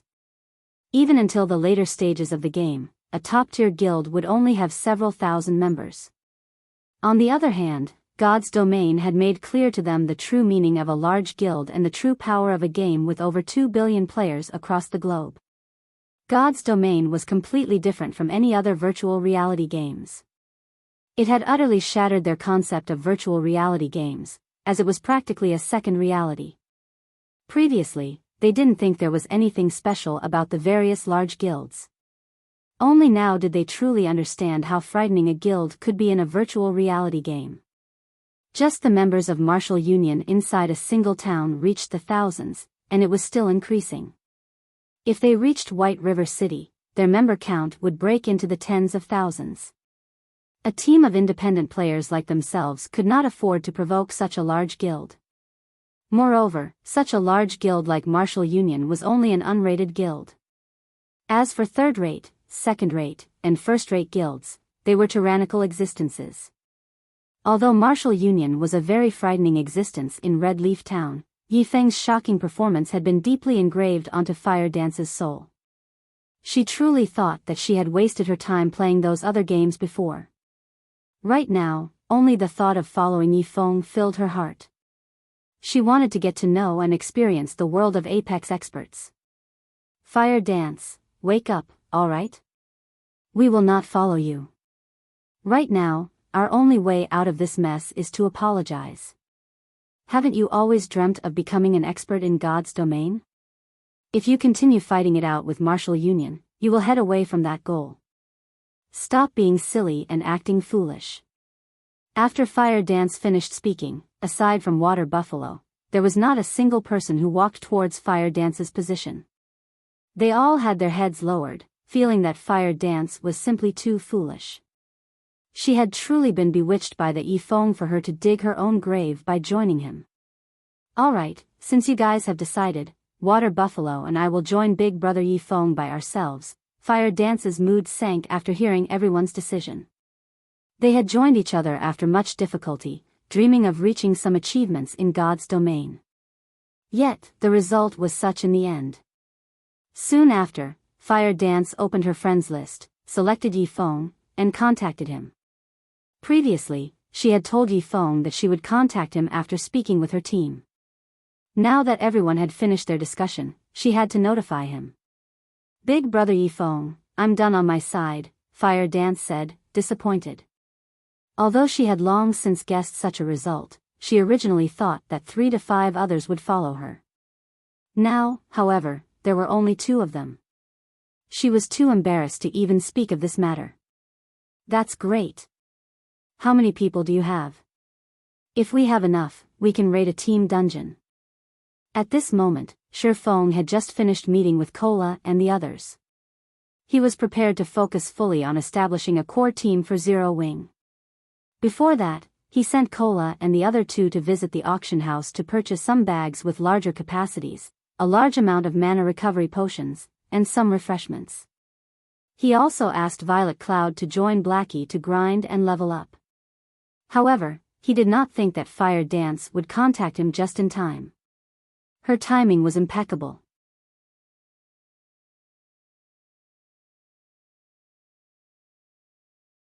Chapter 166, Initial Formation of the Team. There are only two, Water Buffalo and myself. Everyone has their own opinions, so I can't demand this of them. Fire Dance nearly choked on her words after hearing Yi Feng's excited tone. Two people? That's not too bad, Shi Feng lightly laughed. Do you guys have anything you need to do right now? If not, you can join me. In reality, Shi Feng did not particularly mind the matter with Fire Dance's teammates. Previously, Fire Dance mentioned that her teammates were not ambitious and that they were only casual players in God's domain. Hence, it was best for Shi Feng if all of these people did not join him. It would save him a lot of trouble. He also did not need to waste time on training them. I don't have anything else to do here, Water Buffalo and I will meet you. Previously, Fire Dance had worried that she would disappoint Yi Feng with the news. However, after listening to his relaxed tone, she could not help but sigh in relief. After disconnecting the call, Fire Dance and Water Buffalo bade farewell to everyone else. They did not know when they would meet again. I truly can't understand her. Why is she so obsessed with that guy? An assassin in leather armor said after Fire Dance departed. He could not help but sigh. I'm also very curious about the Yi Feng. Just what is so good about him? If she becomes Martial Union's enemy like this, by the time we enter White River City, she might very well still be in hiding in this town, not daring to leave. Would there even be a meaning to such a gaming life? The team members that chose to stay behind voiced their confusion, one after another. Meanwhile, at the Fountain Plaza of Red Leaf Town, although it was still daytime in God's domain, the benches that decorated the plaza were currently overcrowded with players. All around, one could see couples flirting with each other. The scene was the complete opposite of a battlefield. Big Brother Feng, sorry for making you wait. Upon her arrival to the Fountain Plaza, she discovered Yi Feng enjoying the breeze as he waited for someone. No worries. All our members are finally here now. In the future, we will all be members of the same team. Let me introduce you all, then. Shi Feng smiled as he started introducing each of the team members. There were a total of 6 members present, excluding himself, the Guardian Knight, Kola, the Oracle, Drowsy Sloth, the Summoner, Gluttonous Mouse, the Cleric, Violet Cloud, the Assassin, Fire Dance, and the Berserker, Water Buffalo. With all 6 of them, they could be a standard dungeon party. Fire Dance, being level 9, was the highest leveled player amongst them. Following her was Violet Cloud and Water Buffalo, who were both at level 8. The remaining were all level 7. Looking at how Violet Cloud had raised herself to level 8 just through cooking, the effort and suffering she had gone through were obvious. If it were not for Shi Feng's stern command, Violet Cloud would not intend to go out to grind at all. She rather preferred continuously cooking and earning money. When Kola and the others saw Fire Dance's level, admiration filled their hearts. Moreover, she was also a great beauty. They only reached level 8 with Shi Feng's guidance. Even if Martial Union had not killed them, sending them back to level 7, they would only be level 8. They were still far from level 9. Moreover, Fire Dance's equipment was extremely high quality. She also possessed a few pieces of secret silver equipment, while the others were mysterious iron. One could see that Fire Dance was definitely an expert, far more amazing than themselves. As for the one who managed to recruit such an expert beauty into the team, Kola and the other 2 could not help but give Shi Feng a thumbs up. This was as expected of their leader.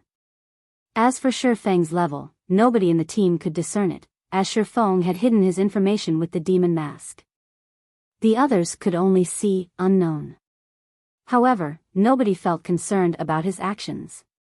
Shi Feng constantly felt like a mysterious expert to them, so it was only natural that they could see his identity. Big Brother Yi Feng is amazing as expected. We've only been apart for half a day, yet the pressure you give off has massively increased. After Fire Dance met Yi Feng again, she could clearly feel that he was different from before. He was like an unsheathed sword, and her 6 senses told her that Yi Feng had become much stronger. Since everyone is familiar with each other now, I'll tell you guys what you need to do next, Shifeng said formally. However, just as Shifeng was about to reveal their goal, a group of players suddenly appeared and surrounded the Fountain Plaza. Martial Union is dealing with an issue, all those uninvolved, leave immediately. Martial Union's members chased away the other players, taking complete control of the Fountain Plaza.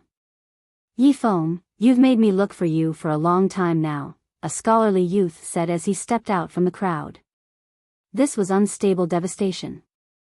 There were over 400 members of Martial Union crowding the Fountain Plaza. When Kola and the others saw all these players, they immediately panicked, their expressions turning solemn. What? You want to take action here? Shifeng swept a glance over the players from Martial Union. The majority of them were level 5 or level 6, only a minority were level 8 or level 9 elites. How could I possibly be such a brute? I'm only here today to give you all a final warning, Unstable Devastation said with a smile. Last time, he had taken a huge loss because of Yifeng. If he could, he really wished to kill Yifeng now. However, they were right in the middle of town. If he killed Yifeng here, he might implicate Martial Union as well. However, if he mobilized a dozen or so players against Yifeng, they would only be helpless against him, disgracing Martial Union's reputation. This was not a result he wished to see. Warning. We've already reached the point of no return. Your warning holds zero meaning to me, it is only a bunch of nonsense, Shifeng laughed. You are still so fearless, even when faced with so many of our members. I truly admire you for that. Unfortunately, your strength is limited, you are not an opponent for Martial Union at all. My warning isn't actually directed at you, Unstable Devastation clapped his hands, shifting his sights towards Kola and the others. He then coldly said, this time, my warning is for the teammates standing behind you. You all better come to your senses. If you sever your relationship with Yifeng immediately, I assure you that I will not pursue past matters and let you all go. Of course, if you resolve to stand with the powerless Yifeng, prepare to suffer the rage of Martial Union. I admit that killing Yifeng himself is extremely difficult, however, it is only a simple matter for Martial Union to exterminate you all. Although Unstable Devastation smiled as he spoke, Kola and the others could only feel a deep chill from his words. They could not help but admit that Unstable Devastation's words sounded logical. They were not top-tier experts, and they did not possess that many life-saving skills that could help them escape. Although Martial Union could not kill Yifeng, that did not mean they could not get rid of them. As proven, they had died once before already. There would definitely be a second time in the future. If such a situation continued, they would not have a future in God's domain to speak of. Looking at the panicked and hesitant expressions on Kola and the others, Shifeng spoke not a single word, he remained silent as he stood there. This move of Unstable Devastation's was extremely vicious. He wanted Shifeng to taste the betrayal of his closest friends. Not only would it reduce his overall power, but it could also become a hit to his heart.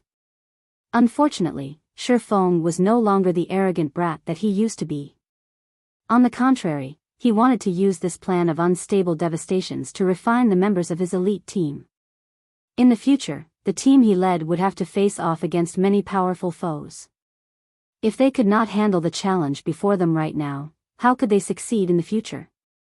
Shifeng did not desire teammates who only enjoyed the good times, but could not suffer through the bad with him. This could be Shifeng's test for them. He wanted to see just what sort of choice they would make in such a situation. After quite some time had passed, Kola and the others exchanged glances with each other, smiles on their faces. They had all made their decisions, and they all stood by Shifeng's side without hesitation, having zero intentions of leaving. Kola, Drowsy Sloth, Gluttonous Mouse, and Violet Cloud were originally players who others looked down on. They lived at the very bottom of God's domain, and they only possessed the levels and equipment they had today because of Shifeng's help. By becoming enemies with Martial Union, at worst, they would only revert to their original states.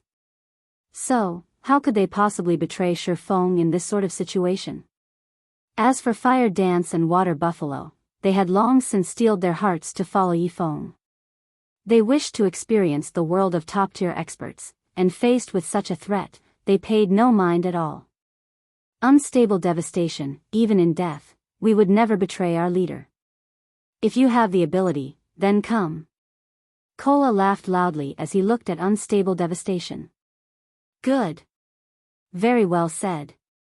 Unstable devastation smiled with indignation, saying, "Don't say that I never gave you a chance. This is something you've all chosen for yourselves, so don't blame me for not lacking courtesy. Boys, get them." Originally, unstable devastation thought that he could take this chance to shame Yifeng, turning him into a laughingstock. However, he truly did not think that these people would be so muddle-headed.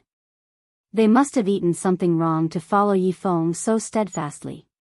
Otherwise, Yifeng must have shown a hopeful fantasy, letting them think that they still had a future.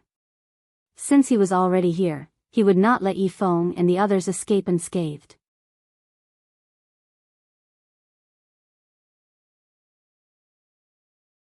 Chapter 167, The Disparity Between Realms. Immediately, more than 400 players in the Fountain Plaza surrounded Shifeng and the others. They all unsheathed their swords and armed their crossbows as they eyed their prey. However, to Shifeng's surprise, none of them showed any intentions of rushing forward. Instead, they parted to the sides and opened a path, letting through 20-odd players. When these 20-plus players arrived by unstable devastation's side, their complexions were as gloomy as water, and their expressions numbed. These players' levels were not high, only around level 5 or level 6. Their equipment was also nothing special. Compared to the elites of Martial Union, the difference was just too great. They did not seem like players from Martial Union at all. "I'll be looking forward to your performances," Unstable Devastation spoke to these newcomers harshly. He then turned his sights towards Fire Dance, revealing a fierce sneer as he looked forward to the start of a good show. These newcomers nodded their heads indifferently. They took out their weapons and walked toward Shifeng. In the distance, Fire Dance and Water Buffalo were immediately stunned when they saw these players. "You guys, why are you all with Martial Union?" Fire Dance loudly questioned these players. The 20-plus players that walked over were not strangers to Fire Dance. On the contrary, they were the ex-companions with whom Fire Dance shared both bitter and sweet times. At this moment, Unstable Devastation looked at Yifeng, laughter escaping his mouth as he said, "Ha ha ha. Yifeng, I am an extremely generous person. Previously, these players aided you in killing many of Martial Union's members. I've promised them that, as long as they kill you and your companions, I will forgive all of their past transgressions, and Martial Union would no longer seek trouble with them. Yifeng, don't you think that you should do something for them to compensate their losses?" Unstable Devastation jeered. Yifeng had embarrassed him greatly last time, so he would not let him off the hook so easily. He eagerly wished to see whether Yifeng would dare take action or not. As long as Yifeng took action, the headline on tomorrow's official forums would be, "Publicly acknowledged swordsman expert is an extremely treacherous person. He willingly killed his allies to save himself." At that time, only tatters would remain of Yifeng's reputation. Unstable Devastation wanted to see just how Yifeng intended to mingle in God's domain in the future. Unable to endure it any longer, Fire Dance abruptly burst out in rage. Her eyes sent a chill as she glared at Unstable Devastation, yelling loudly, "Unstable Devastation, you despicable little man. These people have all killed your Martial Union members under my commands. If you have the guts, then come at me." Originally, Fire Dance felt extremely joy for being able to join Yifeng's team. She did not think that she would cause Yifeng such a mess. If Yifeng killed all of these people right now, others would gossip, and nasty rumors about him would spread. Yifeng would be slandered as a merciless person, a person willing to kill even those who had helped him in the past. Although this matter was not of her doing, these people were still her past companions. She was responsible for leading them to kill the members of Martial Union. Now that these people had betrayed her and sided with Martial Union, bringing trouble to Yifeng, she felt extremely apologetic towards Yifeng. "Fire Dance, we have no choice in this matter. We have to do this if we wish to obtain Martial Union's forgiveness and continue playing in Red Leaf Town. Fire Dance, this is our only way out. We hope that you can understand. That's right. They forced us, left us no way out. Let us kill you just this once. Fire Dance's companions closed the distance as they spoke. Some of the mage classes even started chanting their spells, prepared to launch their attacks. You guys, Fire Dance's complexion turned extremely ugly. She immediately turned towards Yifeng, apologetically saying, I'm sorry, big brother Yifeng. I will definitely give you an account of this matter. Unstable devastation, you best listen up. I, Fire Dance, will immediately leave the team right now. I will no longer have any relations with big brother Yifeng, so let me shoulder this debt between us. Fire Dance immediately left the party. After her public declaration, she unsheathed her daggers as she walked forth, towards her companions. She intended to deal with these companions of hers personally. That way, Yifeng would not experience in any sort of slander. After seeing this, Unstable Devastation's complexion turned pale with anger. He did not think that this woman called Fire Dance would be so determined. Fire Dance, aren't you just making things harder for us? Regardless of the circumstances, we were once companions in the past. How could you treat us like this? That's right. We've gone through life and death so many times together. Are you really going to treat us like this? Fire Dance's previous team voiced their accusations, one after another. These accusations deeply pierced Fire Dance's heart. The laughs and suffering they went through together, all the bonds had simply turned to smoke. The only thing she could do was hold back her tears and kill the emotions in her heart. Fire Dance, are you going to be so heartless as to kill us? A middle-aged assassin wearing gray-colored leather armor asked resentfully. His words had immediately caused Fire Dance to pause. However, immediately after, this middle-aged assassin stabbed his dagger towards Fire Dance's heart. Dang! Before the gleaming dagger could reach its target, a pitch-black sword blocked the attack. Fire Dance, you're not taking me, the team leader, seriously, are you? Since you've already joined my team, you are still a member of our team until this leader decided to kick you out. I will not acknowledge your selfish retirement from the team. Now that you are a member of our team, this team leader has the responsibility of shouldering everything for you. So, in regards to your painful memories, I will help you purge them all. Ever since Shifeng re-entered God's domain, he no longer cared about what others thought of him, because only weaklings would mind how others looked at them. Oh, right. I forgot to mention one more thing to you guys. Anyone who joins my team has to keep in mind one important thing. If you constantly mind how others look at you, you will never truly improve your own strength and techniques. You don't have to care how others look at you. It is enough as long as you advance on the path that you wish to take. Only with that can you become a true expert.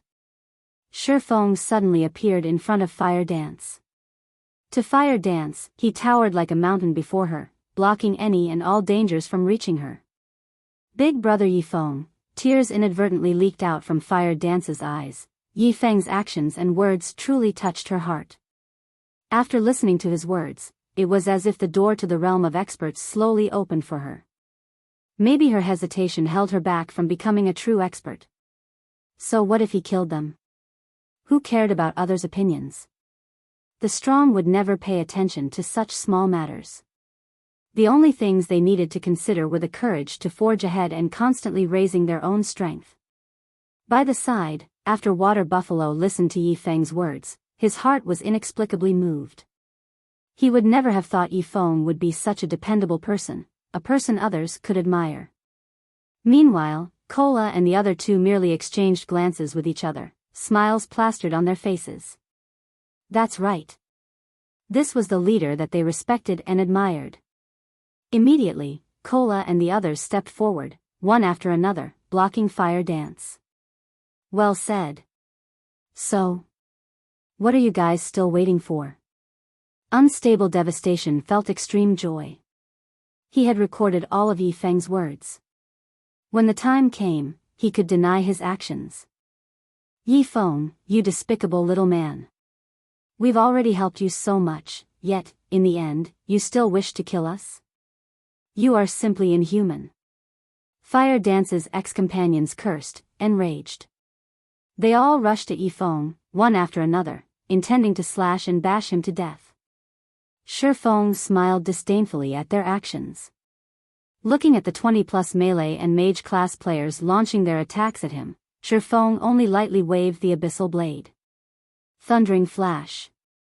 3 electric arcs instantly weaved across the bodies of the 20-plus players. Damages ranging from -500 to more than -1000 appeared above everyone's heads, instantly killing everyone.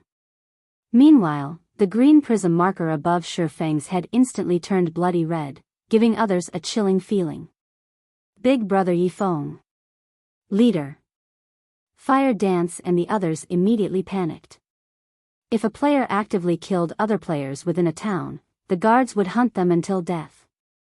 Moreover, after the offending player revived, the guards would toss them in jail. Judging by the intensity of Shi Feng's red name, he would lose at least 3 levels after death, maybe even 4. Ha ha ha. Yi Feng's name is finally red. Without the town's protection, we can kill you here without any repercussions and make you lose all of your items. Unstable Devastation laughed madly, saying, everyone else, get him. I will immediately promote whoever manages to kill Yi Feng into the leader of an elite team. However, immediately after Unstable Devastation finished his words, a familiar voice sounded from behind him. Has Ironsword Lion never told you how he died? Shi Feng asked coldly, appeared behind Unstable Devastation after using silent steps. You're tuning into the Biyao's Wuxia Chronicles YouTube channel. Don't forget to subscribe and join us on this journey to catch the most captivating stories.